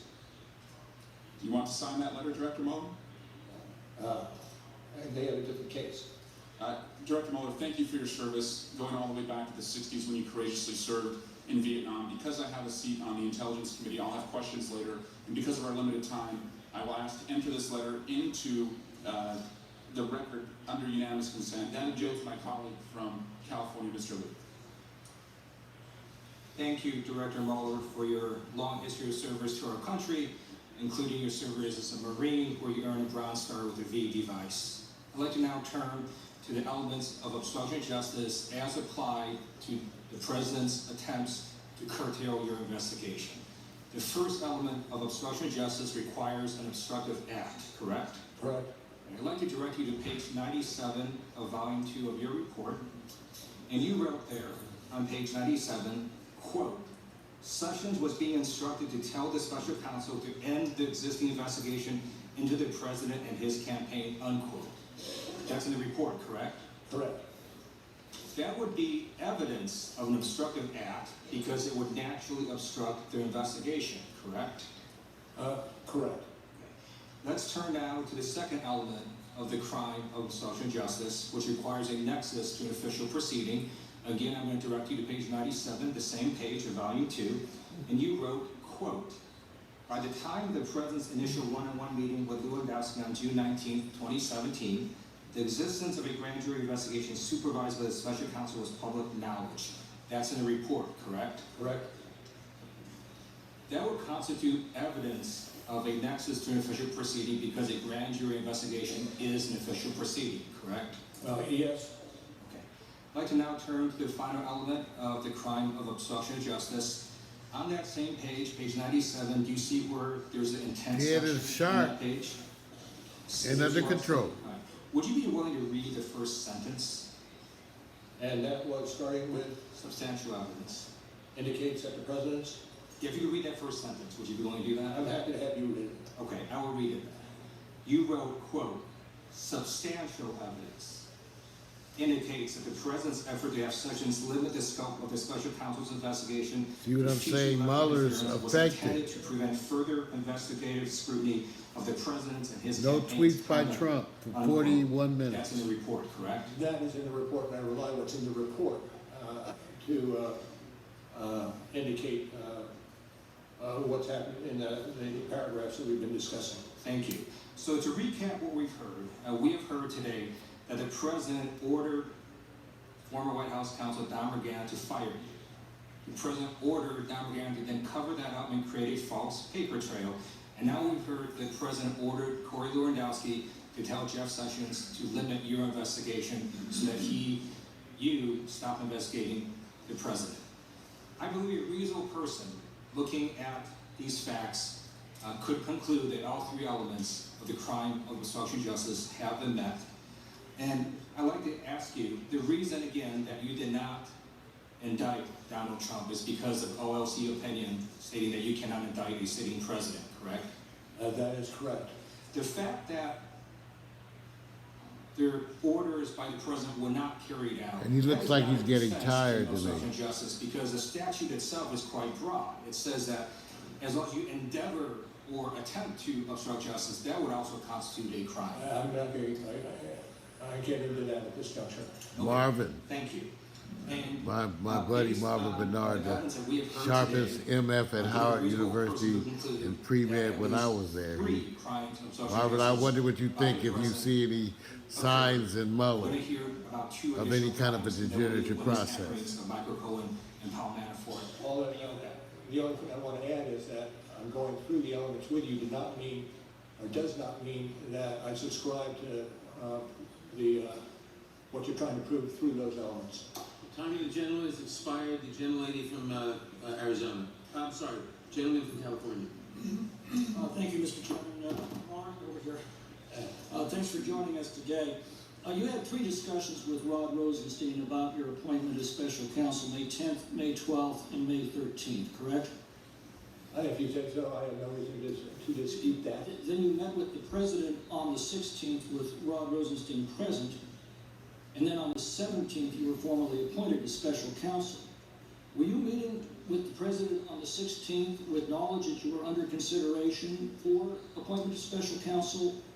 I did not believe I was under consideration for counsel. I had served 2 terms as FBI director. The answer is no. And the answer is no. Greg Jarrett describes your office as the team of partisans.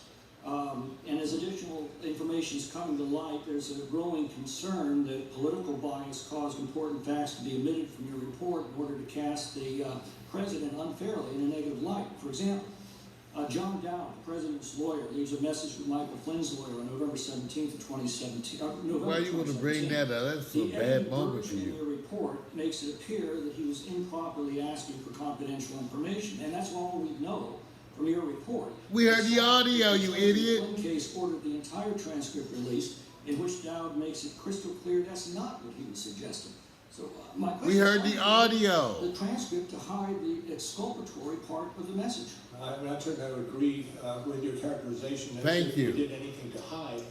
Well, you omitted it. You quoted the part where he says we need some kind of heads up just for the sake of protecting all of our interests if we can, but you omitted the portion where he says without giving up any confidential information. Well, I'm not going to go further in terms of discussing the... Well, let's go on. You extensively discussed Konstantin Klemnik's activities with Paul Manafort. You described him as, quote, a Russian-Ukrainian political consultant and longtime employee of Paul Manafort, assessed by the FBI to have ties to Russian intelligence. And again, that's all we know from your report, except we've since learned from news articles that Klemnik was actually a U.S. State Department intelligence Baffle him with bullshit. In your report is he so identified. See, this is the kind of... I don't necessarily credit what you're saying occurred. Were you aware that Klemnik was I'm not going to go into the ins and outs of what we had in the course of our investigation. Konstantin Klemnik? Pardon? Did you interview Konstantin Klemnik?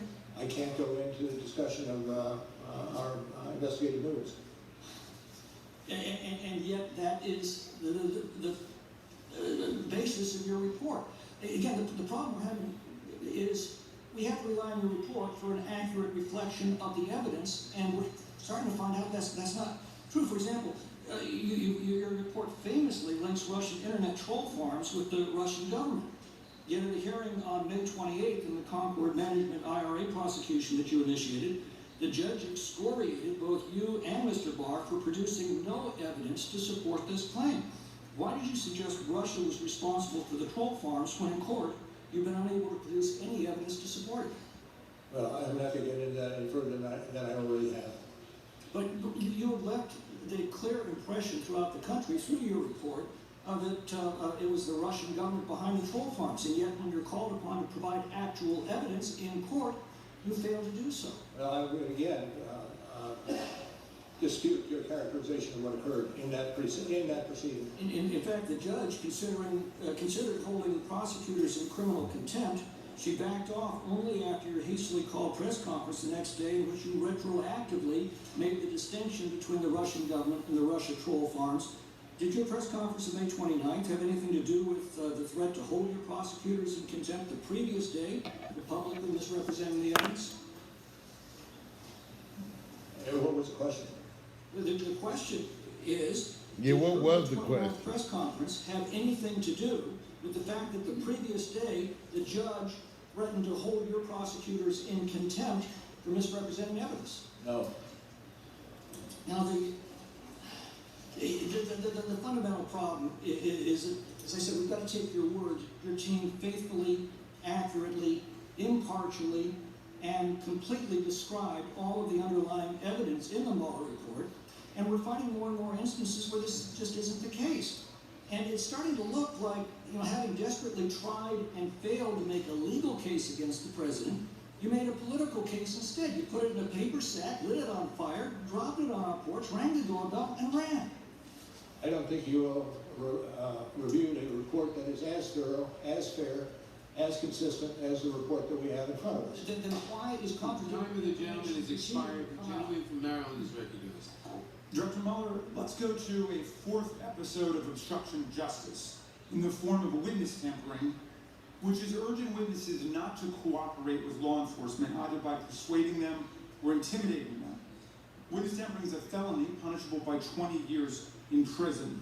You found evidence that the president engaged in efforts, and I quote, to encourage witnesses not to cooperate with the investigation. Is that right? That's correct. You have a citation that? Page 7 on volume 2. Thank you. Now, one of these witnesses was Michael Cohen, the president's personal lawyer, who ultimately pled guilty to campaign violations based on secret hush money payments to two women the president knew, and also to lying to Congress about the hoped-for $1 billion Trump Tower deal. After the FBI searched Cohen's home, the president called him up personally, he said, to check in, and told him to, quote, hang in there and stay strong. Is that right? Do you remember finding that? If it's in the report as stated, yes, it is right. Yes, also in the report, actually, are a series of calls made by other friends of the president. One reached out to say he was with the boss in Mar-a-Lago, and the president said, he loves you. His name is redacted. Another redacted friend called to say, the boss loves you, and a third redacted friend called to say, everyone knows the boss has your back. Do you remember finding that sequence of calls? Yes. When the news, and in fact, Cohen said that following the receipt of these messages, I'm quoting here, page 147, volume 2, he believed he had the support of the White House if he continued to toe the party line, and he determined to stay on message and be part of the team. That's it, page 147. Do you remember generally finding that? Generally, yes. Well, Robert Costello, a lawyer close to the president's legal team, emailed Cohen to say, quote, you are loved, they are in our corner, sleep well tonight, and you have friends in high places. And that's up on the screen, page 147. You remember reporting that. Okay. Now, when the news first broke that Cohen had arranged payoffs to Stormy Daniels, Cohen faithfully stuck to this party line. He said that publicly that neither the Trump organization nor the Trump campaign was a part of the transaction, and neither reimbursed him. Trump's personal attorney at that point quickly texted Cohen to say, quote, Client says thank you for what you do. Mr. Mueller, who is the capital C client thanking Cohen for what he does? Can't speak to that. Okay, the assumption, the context suggests very strongly is President Trump. I can't speak to that. Okay. Cohen later broke and pled guilty to campaign finance offenses and admitted fully they were made, quote, at the direction of candidate Trump. Do you remember that? Yes. After Cohen's guilty plea, the president suddenly changed his tune towards Mr. Cohen, didn't he? I would say I rely on what's in the report. Well, he made the suggestion that Cohen family members had committed crimes. He targeted, for example, Cohen's father-in-law and repeatedly suggested that he was guilty of committing crimes, right? I'm generally accurate. Okay. On page 154, you give a powerful summary of these changing dynamics. And you said, I'm happy to have you read it, but I'm happy to do it if not. I'm in front of me, thank you.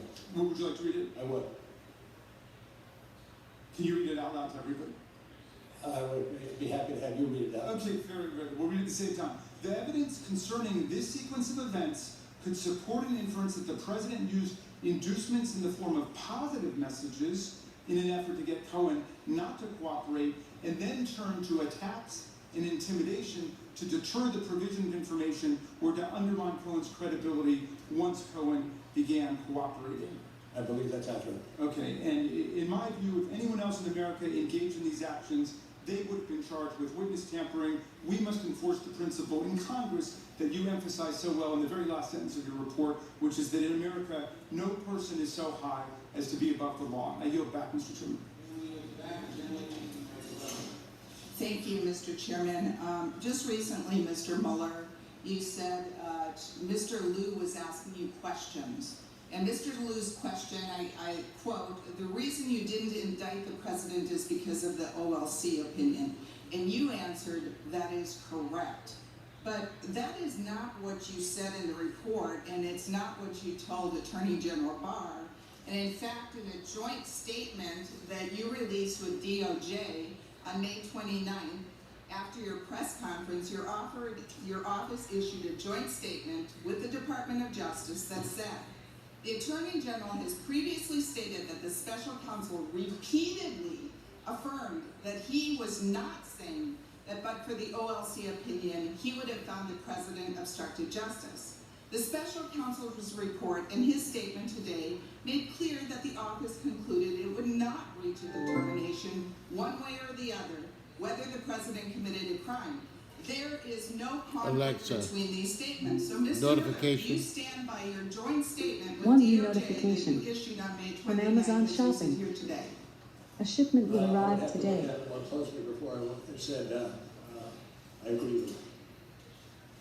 Well, so, my conclusion is that what you told Mr. Liu really contradicts what you said in the report, and specifically what you said apparently repeatedly to Attorney General Barr, and then you issued a joint statement on May 29th saying that the Attorney General has previously stated that the special counsel repeatedly affirmed that he was not saying but for the OLC report that we would have found the president obstructed justice. So I just say there's a conflict. I do have some more questions. No Mr. tweets Mueller, for 55 minutes from the president. No tweets for 55 minutes. Counsel and curtailing the investigation. Were you ever fired, Mr. Mueller? Were you ever fired as special counsel, Mr. Mueller? No. No. Were you allowed to complete your investigation unencumbered? Yes. And in fact, you resigned as special counsel when you closed up the office in late May 2019. Is that correct? Correct. Thank you. Mr. Mueller, on April 18th, the Attorney General held a press conference. She's stumbling over her own public release questions. of your report. Did Attorney General Barr say anything inaccurate, either in his press conference or his March 24th letter to Congress, summarizing the principal conclusions of your report? Well, what you are not mentioning is a letter we sent on March 27th to Mr. Barr that raised some issues. And that letter speaks for itself. But I pregnant don't see pause. how you could could be, since AG Barr's letter detailed the principal conclusions of your report, and you have said before that there wasn't anything inaccurate. In fact, you had this joint statement. She's But starting to. let me go on to another question. Yeah, go on, Debbie. Mr. Mueller, rather than purely relying on the evidence provided by witnesses Yeah, and that was documents, pretty. I think you relied a lot You on get the a media. I'd like to D know for how many that. times you cited the Washington Post in your report. That would be a How many D. times I what? Cited the That would be like Washington a Post 3. in your report. I do not have knowledge of that. Yeah. No, not a, maybe a 4. That's it. I don't have knowledge of that figure. I counted about 60 times. How many times did you cite the New York Times? I counted. Again, I have no idea. I counted about 75 times. How many times did you cite Fox News? Well, as with the other two, I have no idea. About 25 times. I've got to say, it looks like volume 2 is mostly regurgitated press stories. Honestly, there's almost nothing in volume 2 that I couldn't already I would hear disagree or know with your simply by assessment. having a $50 cable news subscription. I would disagree. However, your investigation cost the American taxpayers $25 million. Mr. Mueller, you cited media reports nearly 200 times in your report. Then in a footnote, a small footnote, number 7, page 15 of volume 2 of your report, you wrote, I quote, "This section summarizes and cites various news stories not for the truth of the information contained in the stories, but rather to place candidate Trump's response to those stories in context. Since nobody but lawyers reads footnotes, are you concerned that the I American read public footnotes. took the embedded news stories and Time of the gentlelady's expired. The gentlelady from Washington. Baffling with bullshit. Mr. Mueller, answer the question? No, we're running short on time. Was there a question? I said the gentlelady from Washington. Thank you. Director Mueller, let's turn to the 5th of the obstruction episodes in your report, and that is the evidence of whether President Trump engaged in witness tampering with Trump campaign chairman Paul Manafort, whose foreign ties were critical to your investigation into Russia's interference in our elections. And this starts at volume 2, page 123. Your office got indictments against Manafort and Trump deputy campaign manager Rick Gates in 2 different jurisdictions, correct? Correct. And your office found that after a grand jury indicted them, Manafort told Gates not to plead guilty to any charges because, quote, he had talked to the president's personal counsel and they were going to take care of us. Is that correct? That's accurate. And according to your report, one day after Manafort's conviction on 8 felony charges, quote, the president said that flipping was not fair and almost ought to be outlawed. Is that correct? I'm aware of that. In this context, Director Mueller, what does it mean to flip? Have somebody cooperate in a criminal investigation. And how essential is that cooperation to any efforts to combat crime? I'm not going to go beyond that, characterizing that. Thank you. effort. In your report, you concluded that President Trump and his personal counsel, Rudy Giuliani, quote, made repeated statements suggesting that a pardon was a possibility for Manafort, while also making it clear that the president did not want Manafort to flip and cooperate with the government, end quote. Is that correct? Correct. And as you stated earlier, witness tampering can be shown where someone with an improper motive encourages another person not to cooperate with law enforcement. Is that correct? Correct. Now, on page 123 of volume 2, you also discuss Good job, good job, good job. And you say that as court proceedings move forward against Manafort, President Trump, quote, discussed with aides whether and in what way Manafort might be cooperating and whether Manafort knew any information that would be harmful to the president, end quote. Is that correct? And that was a quote from? From page 123, volume 2. Thank you, yes. And when someone tries to stop another person from working with law enforcement, and they do it because they're worried about what that person will say, it seems clear from what you wrote that this is a classic definition of witness tampering. Now, Mr. Manafort did eventually decide to cooperate with your office, and he entered into a plea agreement, but then he broke that agreement. Can you describe what he did that caused you to tell the court that the agreement was off? I refer you to the court proceedings on that issue. So on page 127 of volume 2, you told the court that Mr. Manafort lied about a number of matters that were material to the investigation, and you said that the Manafort's lawyers also, quote, regularly briefed the president's lawyers on topics discussed and the information that Manafort had provided in interviews with the special counsel's office. Does that sound right? And the source of that is? That's page 127, volume 2. That's a direct quote. If it's from the report, yes, I support it. And 2 days after you told the court that Manafort broke his plea agreement by lying repeatedly, did President Trump tell the press that Mr. Manafort was, quote, very brave because he did not flip? This is page 128 of volume 2. If it's in the report, I support it as it is set forth. Thank you. Director Mueller, in your report, you make a very serious conclusion about the evidence regarding the president's involvement with the Manafort criminal proceedings. Let me read to you from your report. Evidence concerning the president's conduct toward Manafort indicates that the president intended to encourage Manafort to not cooperate with the government. It is clear that the president both publicly and privately discouraged Mr. Manafort's cooperation or flipping, while also dangling the promise of a pardon if he stayed loyal and did not share what he knew about the president. Anyone else who did these things would be prosecuted for them. We must ensure that no one is above the law. And I thank you for being here, Director Mueller. Yield back.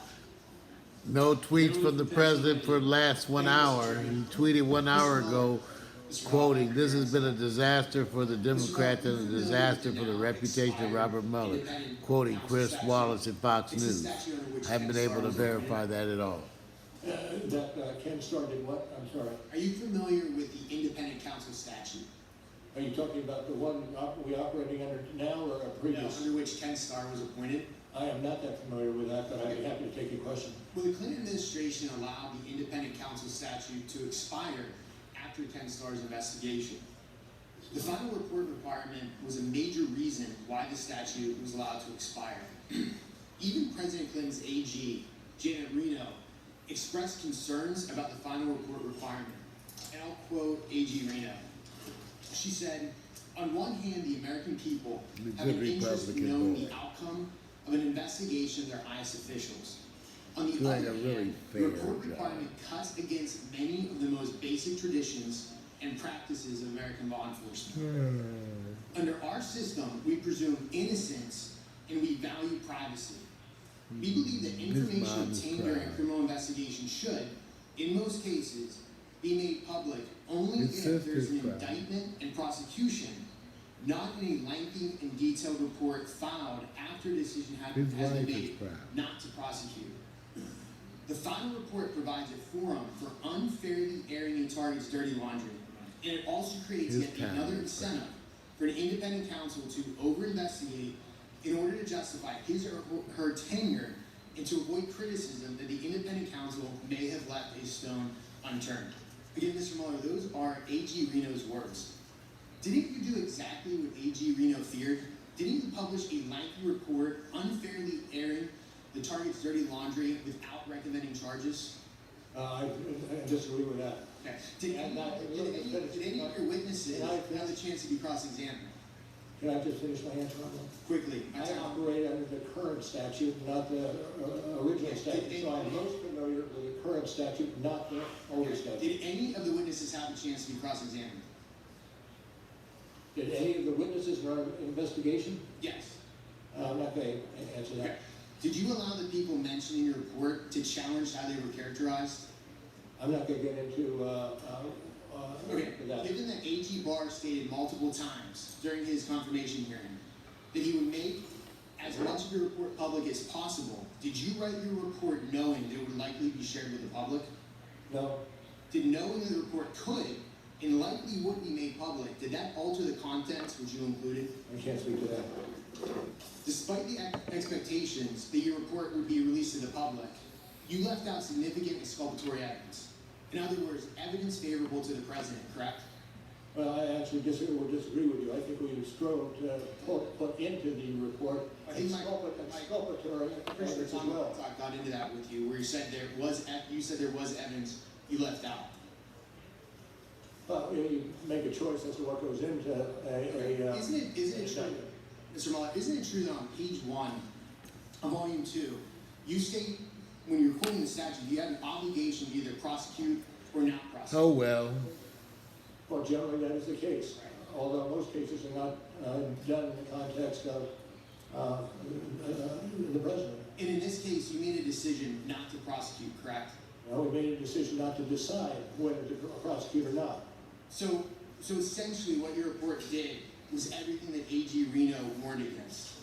I can't agree with that characterization. Well, what you did is you compiled nearly 450 pages of the very worst information you gathered against the target of your investigation, who happens to be the President of the United States. And you did this knowing that you were not going to recommend charges and that the report would be made public. Not true.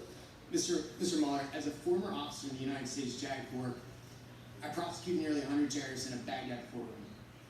I cross-examined the Butcher of Fallujah in defense of our Navy SEALs.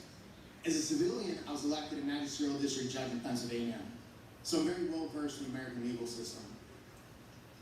The drafting and the publication of some of the information in this report without an indictment, without prosecution, frankly flies in the face of American justice.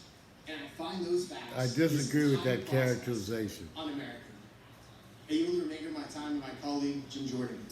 Director Mueller, the third FISA renewal happens a month after your named special counsel. What role did your office play in the third FISA renewal of Carter Page? Not going to talk about that.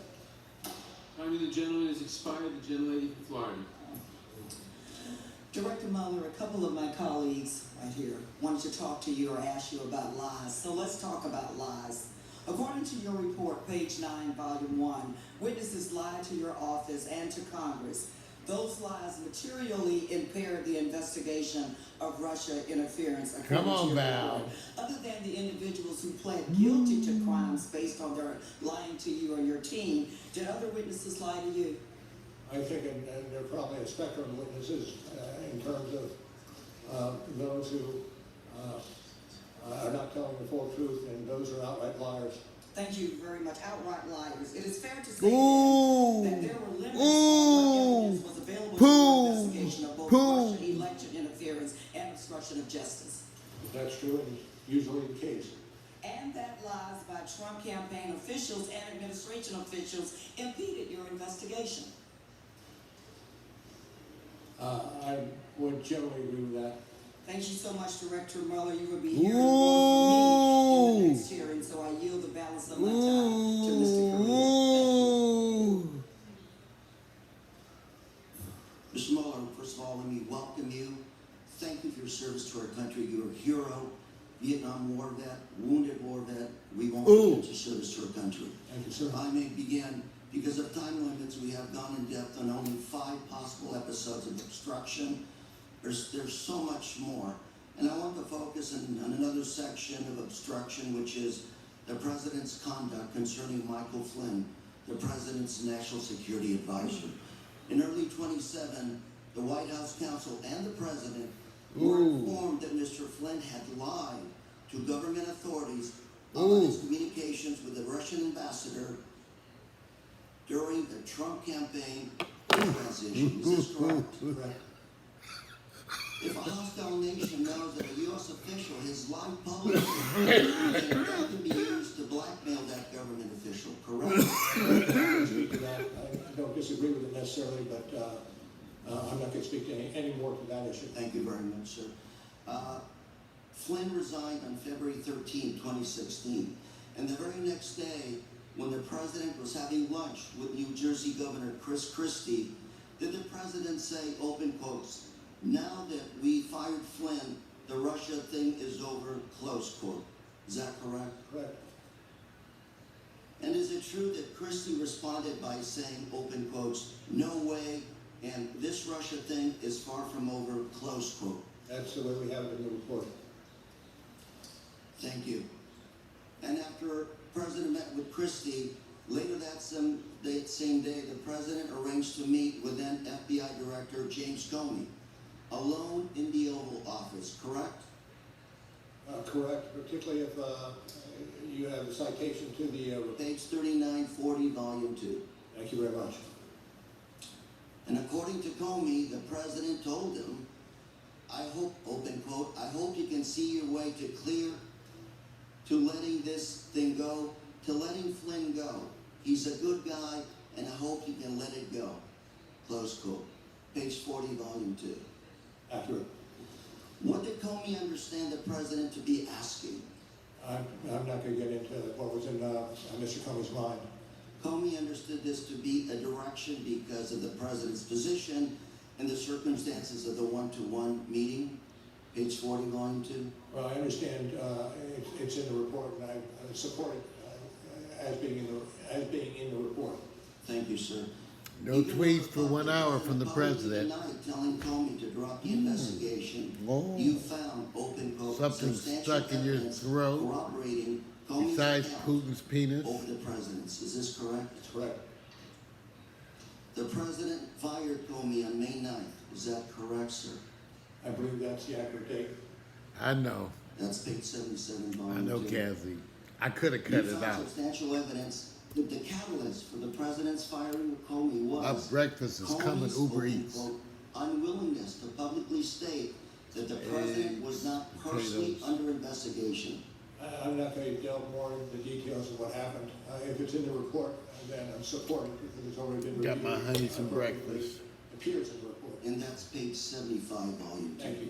Thank you. And in fact, the very next day, the president told the Russian foreign minister, open quote, I just fired the head of the FBI. He was crazy, a real nut job. I faced great pressure because of Russia. That's taken off. I'm not under investigation, close quote. Is that correct? And that's what was written in the report? Yes. Time of the gentleman has expired. Let me fix this. Gentleman from Virginia. Thank you, Mr. Chairman. Mr. Comey, Mr. Mueller, we've heard a lot about what you're not going to talk about today. So let's talk about something that you should be able to talk about, the law itself, the underlying obstruction statute, and your creative legal analysis of the statutes in Volume 2, particularly your interpretation of 18 U.S.C. 1512C. Section 1512C is an obstruction of justice statute created as part of auditing financial regulations for public companies, and as you write on page 164 of Volume 2, this provision was added as a floor amendment in the Senate and explained as closing a certain loophole with respect to document shredding. And to read the statute, whoever corruptly alters, destroys, mutilates, or conceals a record, document, or other object, or attempts to do so with the intent to impair the object's integrity or availability for use in an official proceeding, or otherwise obstructs, influences, or impedes any official proceeding or attempts to do so, shall be fined under the statute or in prison not more than 20 years or both. Your analysis and application of the statute proposes to give Clause C2 a much broader interpretation than commonly used. First, your analysis proposes to read Clause C2 in isolation, reading it as a freestanding, all-encompassing provision prohibiting any act influencing a proceeding. He's got to read it. And second, your analysis He's got to read it. to apply the sweeping. Lift your head up, Ben. Prohibition. Look us in the eye, Ben. Exercising their discretion. Stop reading, Ben. Influence a proceeding. Oh, God. So, Mr. Moore, I'd ask you. Speaking of mediocre. In analyzing the obstruction, Yeah. you state that you look up, Ben. that the Department of Justice and the What courts an have not asshole. definitively resolved these issues, correct? Right. You agree that not everyone in the Justice Department agreed with your legal theory of the obstruction of justice statutes, correct? I'm not going to be involved in the discussion on that at this juncture. In fact, the Attorney General himself disagrees with your interpretation of the law, correct? I leave that to the Attorney General to identify. And you would agree that prosecutors sometimes incorrectly apply the law, correct? I would have to agree with that. And members of your legal team, in fact, have had convictions overturned because they were based on an incorrect legal theory, correct? I don't know to what you would advert. We've all, in time in the trenches, trying cases, have not won every one of those cases. Well, let me ask you about one in particular. One of your top prosecutors, Andrew Weissman, obtained a conviction against auditing firm Arthur Anderson, lower court, which was subsequently overturned in a unanimous Supreme Court decision that rejected the legal theory advanced by Weissman, correct? Well, I'm not going to get into that. Let me read from that. Maybe. May I just finish? I just finished Yes. my answer to say that I'm not going to be getting involved in the discussion on that. I will refer you to that citation that you gave me at the outset for the lengthy discussion on just what you're talking about, and to the extent that I have anything to say about it, it is what we've already put into the report on that. And I am reading from your report when discussing this section. Now I'll read from the decision of the Supreme Court unanimously reversing Mr. Weissman when he said, indeed, it's striking how little culpability the instructions required. For example, the jury was told that even if petitioner honestly and sincerely believed his conduct was lawful, the jury could convict. The instructions also diluted the meaning of corruptly such that it covered innocent conduct. Let me just say, Let me move on. I've limited time. Your report takes the broadest possible reading of this provision and applying it to the president's official acts, and I'm concerned about the implications of your theory for over-criminalizing conduct by public officials and private citizens alike. So, to emphasize how broad your theory of liability is, I want to ask you about a few examples. On October 11th, 2015, during the FBI investigation into Hillary Clinton's use of a private email server, President Obama said, "I don't think it posed a national security problem." And he later said, "I can tell you that this is not a situation where national security was endangered." Assuming for a moment that did influence the investigation, couldn't President Obama be charged under your interpretation with obstruction of justice? Well, again, I refer you to the report. But let me say, with Andrew Weissman, is one of the more talented attorneys that we have on board. I'll take that. Over a period of time, he has run a number of units. I have very limited time. In August 2015, a very senior DOJ official called FBI Deputy Director Andrew McCabe, expressing concern that FBI agents were still openly pursuing the Clinton Foundation probe. The DOJ official was apparently very pissed off, quote unquote. McCabe questioned this official they were talking about this, you know, bring Hillary Clinton. Predicated investigation Lord. to which the They official love to bring replied, up "Of course Hillary not." Clinton. This seems to be a clear example of somebody within the executive branch attempting to influence an FBI investigation. So under your theory, couldn't that person be charged with obstruction as long as the prosecutor could come up with a potentially corrupt motive? I refer you to our lengthy dissertation on exactly those issues that appears in at the end of the report. Mr. Mueller, I argue that it says above the Supreme Court equal justice. The time of the gentleman has expired. Not stretched. Our intent was to conclude this hearing in 3 hours. Given the break, that would bring us to approximately 11:40. With Director Mueller's indulgence, we will be asking our remaining Democratic members to voluntarily limit their time below the 5 minutes so that we can complete our work as close to that time frame as possible. And I recognize the gentleman from Pennsylvania. Thank you, Director Mueller. I want to ask you some questions about the President's statements regarding advanced knowledge of the WikiLeaks dumps. So the President refused to sit down with the investigators for an in-person interview, correct? Correct. I was waiting for So her. the only answers we have to questions from the President are contained in Appendix C to your report. Right. Okay, so looking at Appendix C on page 5, you asked the President over a dozen questions about whether he had knowledge that WikiLeaks possessed or might possess the emails that were stolen by the Russians. Oh, good. Sure. Can you start it again? Okay, sure. So we're looking at Appendix C. Right. And in Appendix C, page 5, you asked the President about a dozen questions about whether he had knowledge that WikiLeaks possessed I got your the breakfast stolen coming emails in that 1 might minute. be released in a way helpful to his campaign or harmful to the Clinton Right. campaign. Is that correct? You asked those questions? Okay. In February of this year, Mr. Trump's personal attorney, Michael Cohen, testified to Congress under oath that, quote, Mr. Trump knew from Roger Stone in advance about the WikiLeaks drop of emails, end quote. That's a matter of public record, isn't it? Well, are you referring to the report or some other public record? This was testimony before Congress by Mr. Cohen. Do you know if he told you? I'm not familiar with it, explicitly familiar with what he testified to before Congress. Okay. Let's look at an event described on page 18 of volume 2 of your report. Now, according, and we're going to put it up in a slide, I think. According to Deputy Campaign Manager Rick Gates, in the summer of 2016, he and candidate Trump were on the way to an airport shortly after WikiLeaks released its first set of stolen emails. And Gates told your investigators that candidate Trump was on a phone call, and when the call ended, Trump told Gates that more releases of damaging information would be coming, end quote. Do you recall that from the report? If it's in the report, I support it. Okay, and that's on page 18 of volume 2. Now, on page 77 of volume 2, your report also stated, quote, in addition, some witnesses said that Trump privately sought information about future WikiLeaks releases, end quote. Is that correct? Correct. Now, in Appendix C, where the president did answer some written questions, he said, quote, "I do not recall discussing WikiLeaks with him, nor do I recall being aware of Mr. Stone having discussed WikiLeaks with individuals associated with my campaign," end quote. Is that correct? If it's from the report, it is correct. Okay. So is it fair to say the president denied ever discussing WikiLeaks with Mr. Stone and denied being aware that anyone associated with his campaign discussed WikiLeaks with Stone? I'm sorry, could you repeat that one? Is it fair then that the president denied knowledge of himself or anyone else discussing WikiLeaks dumps with Mr. Stone? Yes. I'm just gonna put it on a trade on here. Thank you, ma'am. Thank you, Mr. Chair. Mr. Mueller, over here. Mr. Mueller, did you indeed interview for the FBI director job one day before you were appointed as special counsel? My understanding, I was not applying for the job.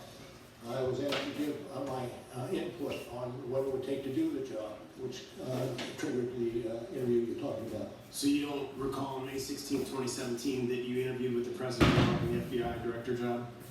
I interviewed with the president, and the FBI director job? It was about the job and not about me applying for the job. So your statement here today is that you didn't interview to apply for the FBI director job? That's correct. So did you tell the vice president that the FBI director position would be the one job that you would come back to for? Don't recall that one. You don't recall that? Okay. Given your 22 months of investigation, tens of $millions spent, and millions of documents reviewed, did you obtain any evidence at all that any American voter changed their vote as a result of Russia's election interference? I put it on the. Yeah, I can speak to that. You can't speak to that? After 22 months of investigation, there's not any evidence in that document before us that any voter changed their vote because of their interference, and I'm asking you based on all the documents that you reviewed. That was outside our purview. Russian meddling was outside your purview? The impact of that meddling was undertaken by other agencies. Okay, you stated in your opening statement that you would not get into the details of the Steele dossier. However, multiple times in Volume 2 on page 23, 27, and 28, you mentioned the unverified allegations. How long did it take you to reach the conclusion that it was unverified? I'm not going to speak to that. It's actually in your report multiple times that it's unverified, and you're telling me that you're not willing to tell us how you came to the conclusion that it was unverified. True. When did you become aware that the unverified Steele dossier was included in the FISA application as filed on Carter Page? I'm sorry, what was the question? When did you become aware that the unverified Steele dossier was included in the FISA applications filed on Carter Page? I'm not going to speak to that. Your team interviewed Christopher Steele, is that correct? Not going to get into that. You can't tell this committee as to whether or not you interviewed Christopher Steele in a 22-month investigation with 18 lawyers. As I said at the outset, that is one of the investigations that is being handled by others in the Department of Justice. Yeah, but you're here testifying about this investigation today. And I am asking you directly, did any members of your team or did you interview Christopher Steele in the course of your investigation? And I'm not going to answer that question, sir.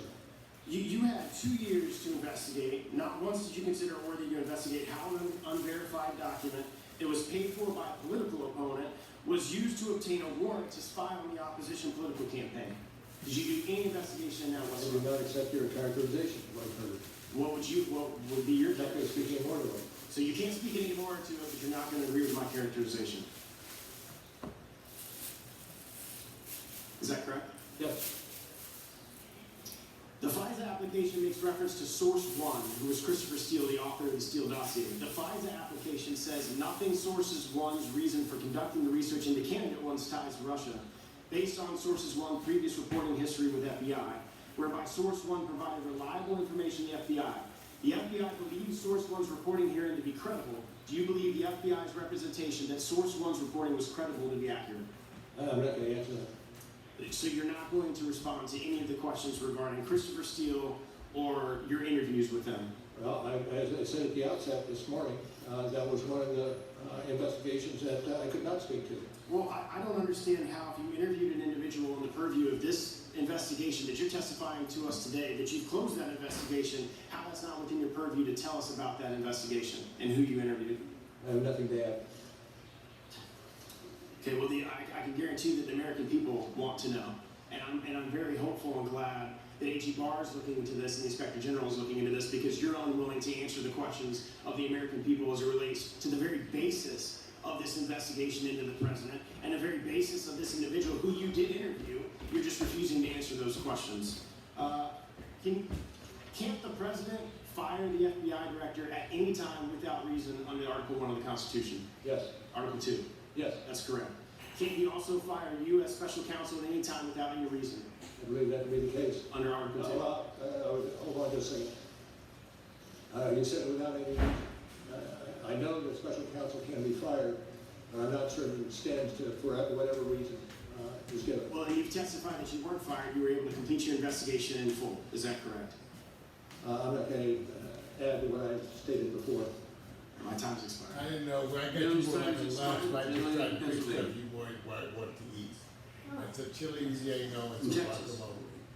Thank you, Mr. Chairman, and thank you, Mr. Mueller, for being with us not close to the afternoon now. Breakfast, but you can have some of mine if you Then I want. would like to ask you about And you're not on President's camera over there, and I'm answers on relating camera to over Roger here. Stone. Roger Stone was indicted for multiple federal crimes, and the indictment alleges that Mr. Stone discussed future WikiLeaks email releases with the Trump campaign. Sorry for bothering you last night. Order on the Stone case, I'll keep my questions restricted to publicly available information. Unless you want that. Mr. Stone's I would indictment. just say at the outset, I don't mean to disrupt you, but I'm not, I would like some demarcation of that which is applicable to this, but also in such a way that it does not hinder the other prosecution taking place in DC. I understand that I'm going to be talking about the questions that you asked. Everybody knows I'm serving breakfast, we're eating breakfast now. Mr. Stone. Mr. Stone's indictment states, among other things, the following, quote, Stone was contacted by senior Trump officials to inquire about future releases of Organization 1, Organization 1 being WikiLeaks.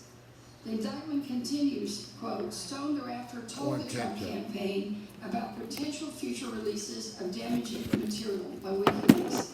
So in short, the indictment alleges that Stone was asked by the Trump campaign to get information about more WikiLeaks releases, and that Stone, in fact, did tell the Trump campaign about potential future releases, correct?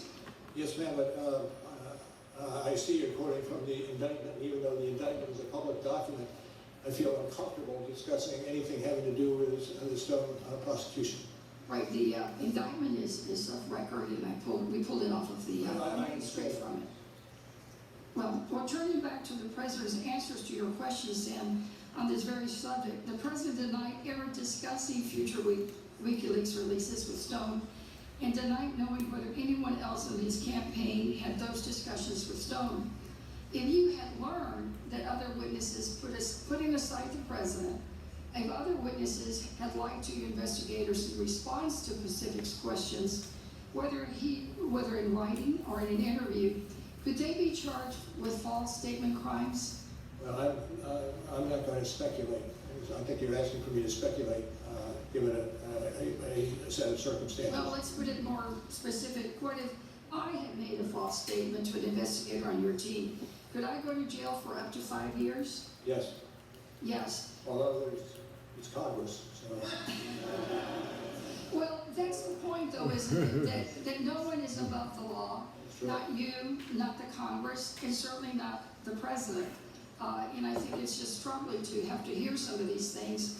And that's why the American people deserve to learn the full facts of the misconduct described in your report, for which any other person would have been charged with crimes. So thank you for being here. And again, the point has been underscored many times, but I'll repeat it. No one is above the law. Thank you. Thank you, ma'am.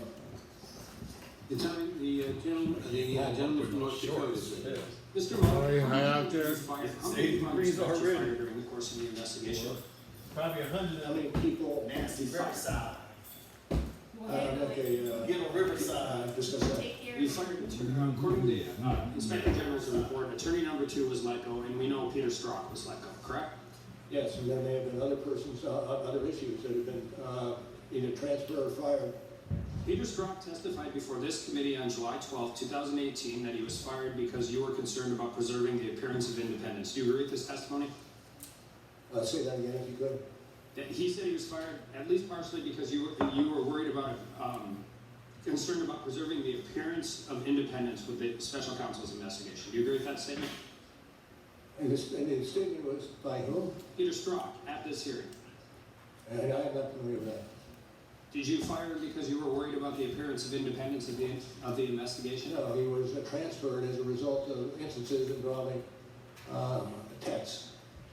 Do you agree that your office did not only have an obligation to operate with independence, but to operate with the appearance of independence as well? Absolutely, we strove to do that over the 2 years.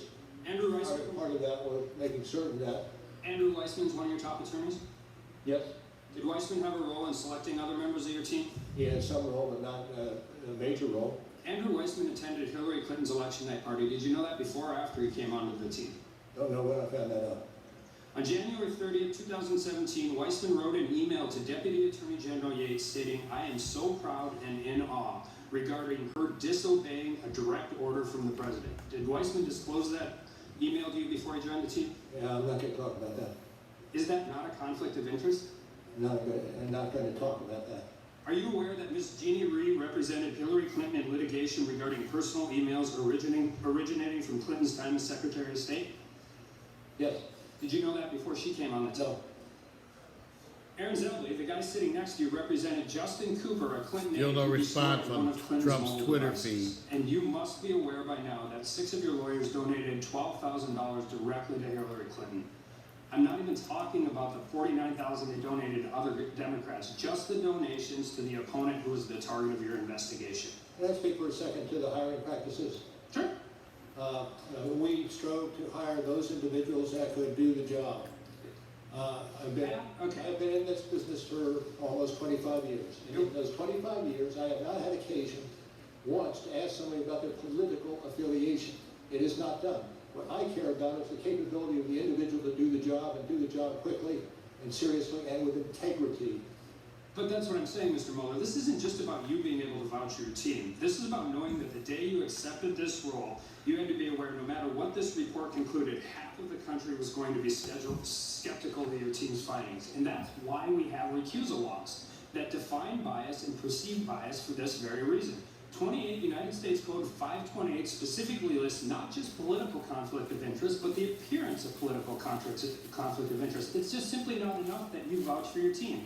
The interests of justice demand that no perceived bias exists. I can't imagine a single prosecutor or judge that I have ever appeared in front of would be comfortable with these circumstances where over half of the prosecutorial team had a direct relationship to the opponent of the person being investigated. Let me one other fact that I put on the table, and that is we hired 19 lawyers over a period of time. Of those 19 lawyers, 14 of them were transferred from elsewhere to the Department of Justice. Yeah, well, I just tried to, pick something you might want. It's not the same with me, huh? Personal with the opponent of the person you were investigating. And that's no, it wasn't. I don't know if it's Hillary Clinton. This entire report was changed, but rather I just thought, they only listed as Hillary Clinton. President Trump. Chilianos are batter. You know what a Chiliano is? It's a battered fried chili. They do dip it in like a coating. Then fry. It's a big chili. It's a big chili that they somehow dip in something, then fry, then put sauce over it. I thought you, honey, I thought you knew chili. That's the reason I ordered it, because I bet you like chili relleno. I like them sometimes, I don't get them all the time. And with that, I yield back. Gentleman yields back, the gentleman from Colorado. Well, that's why I said, plus the guacamole, I got you that. Thank you for your service to our country. I'd like to talk to you about one of the other incidents of obstruction, and that's the evidence in your report showing the president directing his son and his communications director to issue a false public statement in June of 2017 about a meeting between his campaign and Russian individuals at Trump Tower in June of 2016. According to your report, Mr. Trump Jr. was the only Trump associate who participated in that meeting and who declined to be voluntarily interviewed by your office. Is that correct? Did Mr. Trump Jr. or his counsel ever communicate to your office any intent to invoke his Fifth Amendment right against self-incrimination? I'm not going to answer that. You did pose written questions to the president about his knowledge of the Trump Tower meeting. You also asked him about whether or not he had directed a false press statement. The president did not answer at all that question, correct? I don't have it in front of me. I take your word. I can represent to you that Appendix C, specifically C13, states as much. According to page 100 of Volume 2 of your report, your investigation found that Hope Hicks, the president's communications director, in June of 2017 was shown emails that set up the Trump Tower meeting, and she told your office that she was, quote, shocked by the emails because they looked, quote, really bad. True? Do you have a citation? Sure. It's page 100 of Volume 2. While you're flipping to that page, Director Mueller, I'll also tell you that according to page 99 of Volume 2, those emails in question stated, according to your report, that the Crown Prosecutor of Russia had offered to provide the Trump campaign with some official documents and information that would incriminate Hillary and her dealings with Russia as part of Russia and its government support for Mr. Trump. Trump Jr. responded, if it's what you say, I love it. And he, Kushner, and Manafort met with the Russian attorneys and several other Russian individuals at Trump Tower on June 9th, 2016, end quote, correct? Generally accurate. Isn't it true that Ms. Hicks told your office that she went multiple times to the president to, quote, urge him that they should be fully transparent about the June 9th meeting, end quote, but the president each time said no, correct? Accurate. And the reason was because of those emails, which the president, quote, believed would not leak, correct? I'm not certain how it's characterized. Not so bad for you for a day I got up at 4:30. Did the president direct Ms. Hicks to say, quote, only that Trump Jr. all took live a with meeting this. People and it was been- about people Russian talking. adoption, end quote, because Trump Jr.'s statement in the New York Times, quote, said too much, in page 102 of Volume 2. Okay. Correct? Let me just check one thing. Yes. And according to Ms. Hicks, the president still directed her to say the meeting was only about Russian adoption, correct? Yes. Despite knowing that to be untrue. Thank you, Director Mueller. I yield back the balance of my own time. Split screen. Mr. Mueller, you've been asked over here on the far right, sir. You've been asked a lot of questions here today. To be frank, you performed as most of us expected. You stuck close to your report, and you have declined to answer many of our questions on both sides. As the closer for the Republican side, I know you're glad to get to the close, I want to summarize the highlights of what we have heard and what we know. You spent 2 years and nearly $30 million taxpayer dollars and unlimited resources to prepare a nearly 450-page report, which you described today as very thorough. Millions of Americans today maintain genuine concerns about your work, in large part because of the infamous and widely publicized bias of your investigating team members, which we now know included 14 Democrats and 0 Republicans. Campaign finance reports later showed that team, excuse me, it's my time, that team of Democrat investigators you hired donated more than $60,000 to the Hillary Clinton campaign and other Democratic candidates. Your team also included Peter Strzok and Lisa Page, which have been discussed today, and they had the lurid text messages that confirmed they openly mocked and hated Donald Trump and his supporters, and they vowed to take him out. Mr. Ratcliffe asked you earlier this morning, quote, can you give me an example other than Donald Trump where the Justice Department determined that an investigated person was not exonerated because their innocence was not conclusively determined, unquote. You answered, I cannot. Sir, that is unprecedented. The president believed from the very beginning that you and your special counsel team had serious conflicts. This is stated in the report and acknowledged by everybody. And yet, President Trump cooperated fully with the investigation. He knew he had done nothing wrong, and he encouraged all witnesses to cooperate with the investigation and produced more than 1.4 million pages of information. Is there a question here? Witnesses who were directly affiliated with Is there a question here?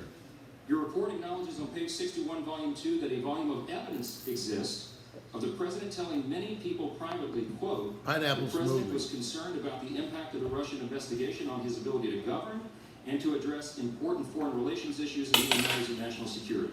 And on page 174, volume 2, your report also acknowledges that the Supreme Court has held, quote, the president's removal powers are at their zenith with respect to principal officers, that is, officers who must be appointed by the president and who report to him directly. The president's exclusive and illimitable power of removal of those principal officers furthers the president's ability to ensure that the laws are faithfully executed, unquote. and that would even include the Attorney General.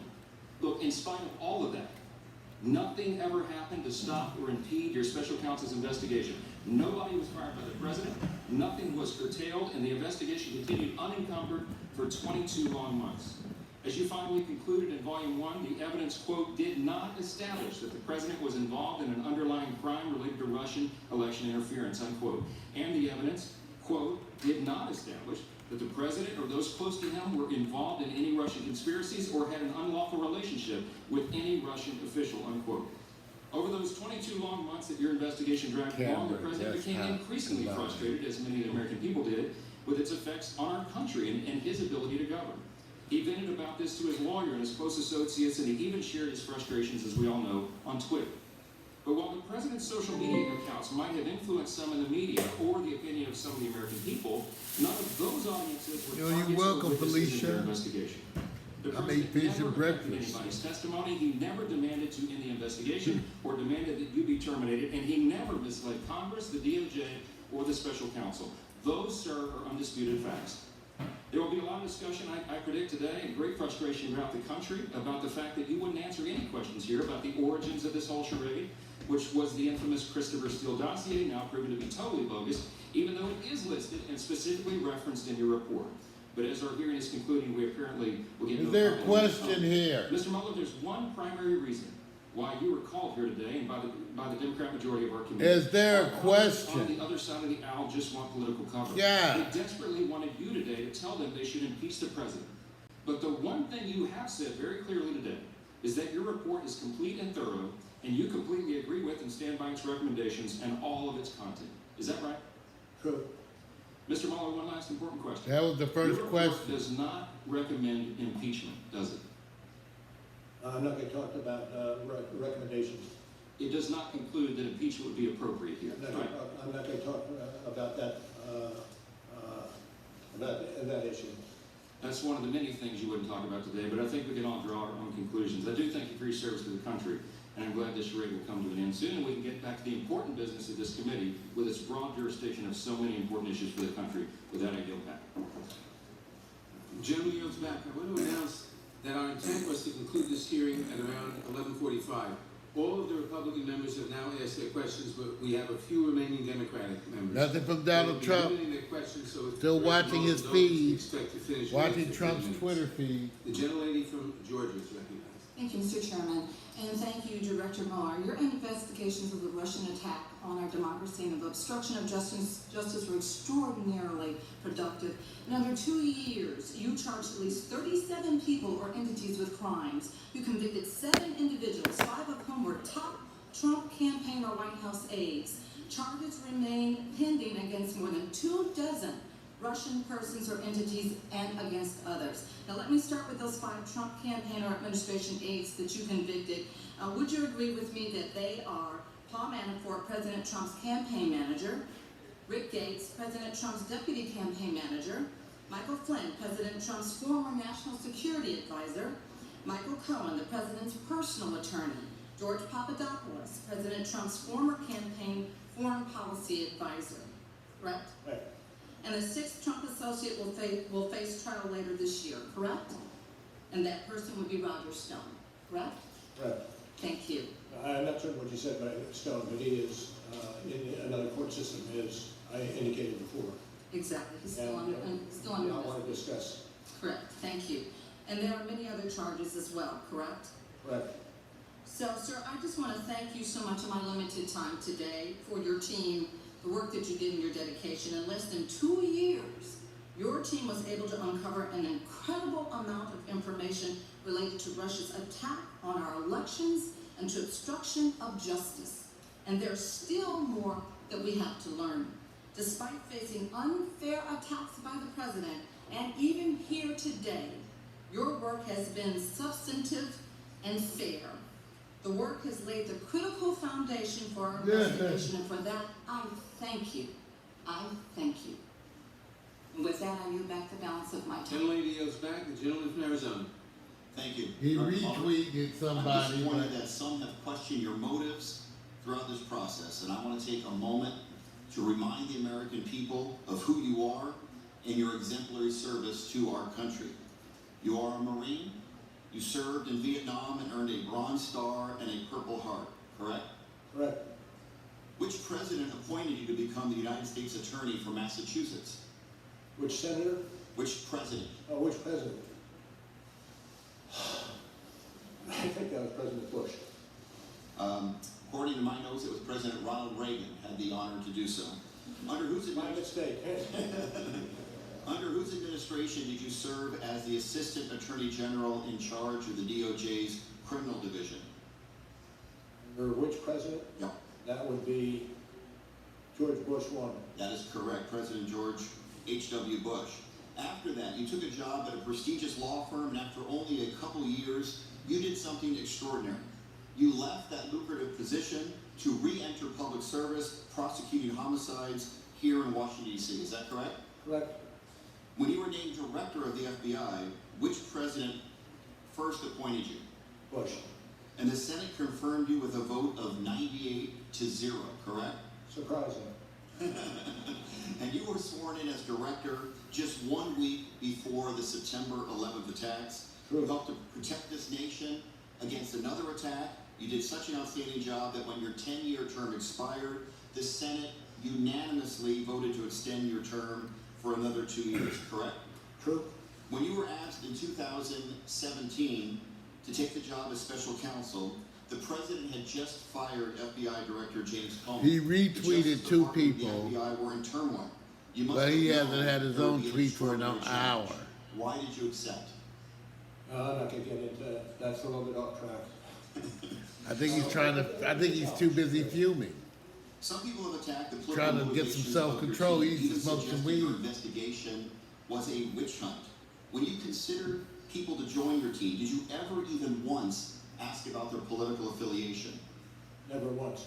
In your entire career as a law enforcement official, have you ever made a hiring decision based upon a person's political affiliation? No. I'm not surprised. If I might just interject, the capabilities that we have shown in the report that's been discussed here today was a result of a team of agents and lawyers who were absolutely exemplary and were hired because of the value they could contribute to getting the job done and getting it done expeditiously. Sir, you're a patriot. And clear to me in reading your report and listening to your testimony today, you acted fairly with impunity. There were circumstances where you could have filed charges against other people, mentioned the report, but you declined. Not every prosecutor does that. Certainly no one on which. Oh, I'm watching. That's what we waiting, Cassie. I'm waiting. I'm looking for the response. That's what we ready, right? We looking. You did uncover substantial evidence of. I ain't even showered yet today. Let me also say something Still else in my that you role. were right about. 3 hours and 30 The minutes. situation is for 31 Congress minutes. to take action. I yield back. I've been on here 3 hours and 31 minutes, y'all. Pennsylvania. Just had my Morning, breakfast. Director Mueller, Madeline Dean. Pineapple smoothie. Pineapple smoothie. Ah, gotcha, sorry. Thank you. I wanted to ask you about public confusion connected with Attorney General Barr's release of your report. I will be quoting your March 27th letter. Sir, in that letter, and at several other times, did you convey to the Attorney General that the, quote, introductions and executive summaries of our 2-volume report accurately summarize this office's work and conclusions, end quote? And I have to say that the letter itself speaks for itself. And those were your words in that letter. Continuing with your letter, you wrote to the Attorney General that, quote, the summary letter that the department sent to Congress and released to the public late in the afternoon of March 24th did not fully capture the context, nature, and substance of this office's work and conclusions, end quote. Is that correct? Again, I rely on the letter itself for its terms. Thank you. What was it about the report's context, nature, substance that the Attorney General's letter did not capture? I think we captured that in the March 27th responsive letter. And this is from the 27th letter. What were some of the specifics that you thought? I've directed to the letter itself. Okay. You finished that letter by saying there is now public confusion about critical aspects as a result of our investigation. Could you tell us specifically some of the public confusion you identified? Not generally. Again, I go back to the letter, and the letter speaks for itself. And could Attorney General Barr have avoided public confusion if he had released your summaries and executive introduction and summaries. And I don't feel comfortable speculating on that. Shifting to May 30th, the Attorney General in an interview with CBS News said that you could have reached, quote, you could have reached a decision as to whether it was criminal activity, end quote, on the part of the President. Did the Attorney General or his staff ever tell you that he thought you should make a decision on whether the President engaged in criminal activity? I'm not going to speak to what the Attorney General was thinking or saying. If the Attorney General had directed you or ordered you to make a decision on whether the President engaged in criminal activity, would you have so done? I can't answer that question in the vacuum. Director Mueller, again, I thank you for being here. I agree with March 27th. Still waiting on there Trump was to public respond. confusion, and the President took full advantage of that confusion by falsely claiming your report found no obstruction. Let us be clear, your report did not exonerate the President.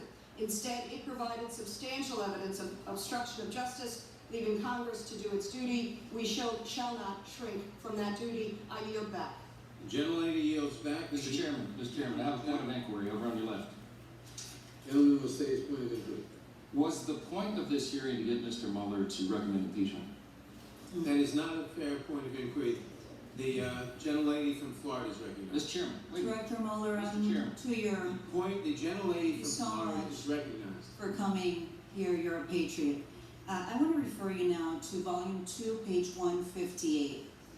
You Nice. wrote that, Cut him quote, off. the President's efforts to influence the investigation were mostly unsuccessful, but that is largely because the persons who surrounded the President declined to carry out orders or accede to his requests. Is that right? That is accurate, and that is what we found. And you're basically referring to senior advisors who disobeyed the President's orders, like White House Counsel Don McGahn, former Trump campaign manager Corey Lewandowski. Is that right? We have not specified the person mentioned. Well, in page 158, White House Counsel Don McGahn, quote, did not tell the acting Attorney General that the special counsel must be removed, but was instead prepared to resign over the President's orders. You also explained that an attempt to obstruct justice does not have to succeed to be a crime, right? True. Simply attempting to obstruct justice can be a crime, correct? Yes. So, even though the President's aides refused to carry out his orders to interfere with your investigation, that is not a defense to obstruction of justice by this President, is it? I'm not going to speculate. So, to reiterate, simply trying to obstruct justice can be a crime, correct? Yes. And you say that the President's efforts to influence the investigation were, quote, mostly unsuccessful. And that's because You not could choose your all friends. of his efforts were unsuccessful, right? Are you reading into what we've written in the report? I was going to ask you if you could just tell me which ones you had in mind as successful when you wrote that sentence. I'm going to pass on that. Yeah. Director Mueller, today we've talked a lot about the separate acts by this President, but you also wrote in your report that, quote, the overall pattern of the President's conduct towards the investigations can shed light on the nature of the President's acts, and the inferences can be drawn about his intent, correct? Accurate recitation from the report. Right, and on page 158 again, I think it's important for everyone to note that the President's conduct had a significant change when he realized that the investigations were conducted to investigate his obstruction acts. So in other words, when the American people are deciding whether the President committed obstruction of justice, they need to look at all of the President's conduct and overall pattern of behavior. Is that correct? I don't disagree. Thank you. Dr. Mueller, Director Mueller, Doctor also, I'll designate that too. I have certainly made up my mind about whether what we have reviewed today meets the elements of obstruction, including whether there was corrupt intent. Waiting to hear from what Trump is on his clear Twitter is feed. that anyone else, including some members of Congress, would have been charged with crimes for these acts. We would not have allowed this behavior from any of the previous 44 presidents. We should not allow it now or for the future to protect our democracy. And yes, we will continue to investigate because as you clearly state at the end of your report, no one is above the law. I yield back my time. Gentlelady yields back. The gentlelady from Texas. Director Mueller, you wrote in your report that you, quote, determined not to make a traditional prosecutorial judgment, end quote. Was that in part because of an opinion by the Department of Justice, Office of Legal Counsel, that a sitting president can't be charged with a crime? Yes. Director Mueller, at your May 29, 2019 press conference, you explained that, quote, the opinion says that the Constitution requires a process other than the criminal justice system to formally accuse a sitting president of wrongdoing, end quote. That process other than the criminal justice system for accusing a president of wrongdoing, is that impeachment? I'm not going to comment on that. In your report, you also wrote that you did not want to, quote, potentially preempt constitutional processes for addressing presidential misconduct, end quote. For the non-lawyers in the room, what did you mean by, quote, potentially preempt constitutional processes? I'm not going to try to explain that. That actually is coming from page 1 of volume 2. In the footnote is the reference to this. What are those constitutional processes? I think I heard you mention at least one. Impeachment, correct? I'm not going to comment. Okay, that is one of the constitutional processes listed in the report in the footnote in volume 2. Your report documents the many ways the president sought to interfere with your investigation. And you state in your report on page 10, volume 2, that interfering with a congressional inquiry or investigation with corrupt intent can also constitute obstruction of justice. True. Well, the president has told us that he intends to fight all the subpoenas. His continued efforts to interfere with investigations of his potential misconduct certainly reinforce the importance of the process the Constitution requires to, quote, formally accuse a sitting president of wrongdoing, as you cited in the report. And this hearing has been very helpful to this committee as it exercises its constitutional duty to determine whether to recommend articles of impeachment against the president. I agree with you, Director Mueller, that we all have a vital role in holding this president accountable for his actions. More than that, I believe we in Congress have a duty to demand accountability and safeguard one of our nation's highest principles, that no one is above the law. From everything that I have heard you say here today, it's clear that anyone else would have been prosecuted based on the evidence available in your report. It now falls on us to hold President Trump accountable. Thank you for being here. Chairman, I yield back. Mr. Chairman, Gentlelady yields back. just for one purpose, as you and I agree. Personal privilege. I just want to thank the chairman. We did get in our time after this was first developed. We did both get in time. Our side got our 5 minutes in. Also, Mr. Mueller, thank you for being here, and I join the chairman and thank you for being here. Thank you. Director Mueller, we thank you for attending today's hearing. Before we conclude, I ask everyone to please remain seated and quiet while the witness exits. Well, we said it. We've done our review. 3 hours and 42 minutes I've been broadcasting here along with you. Kathy Gainey's been here pretty much the whole time too. Obviously, we have time to watch and focus today. I'm going to be taking a broadcasting break right now, and then I'll be returning later this afternoon if and when,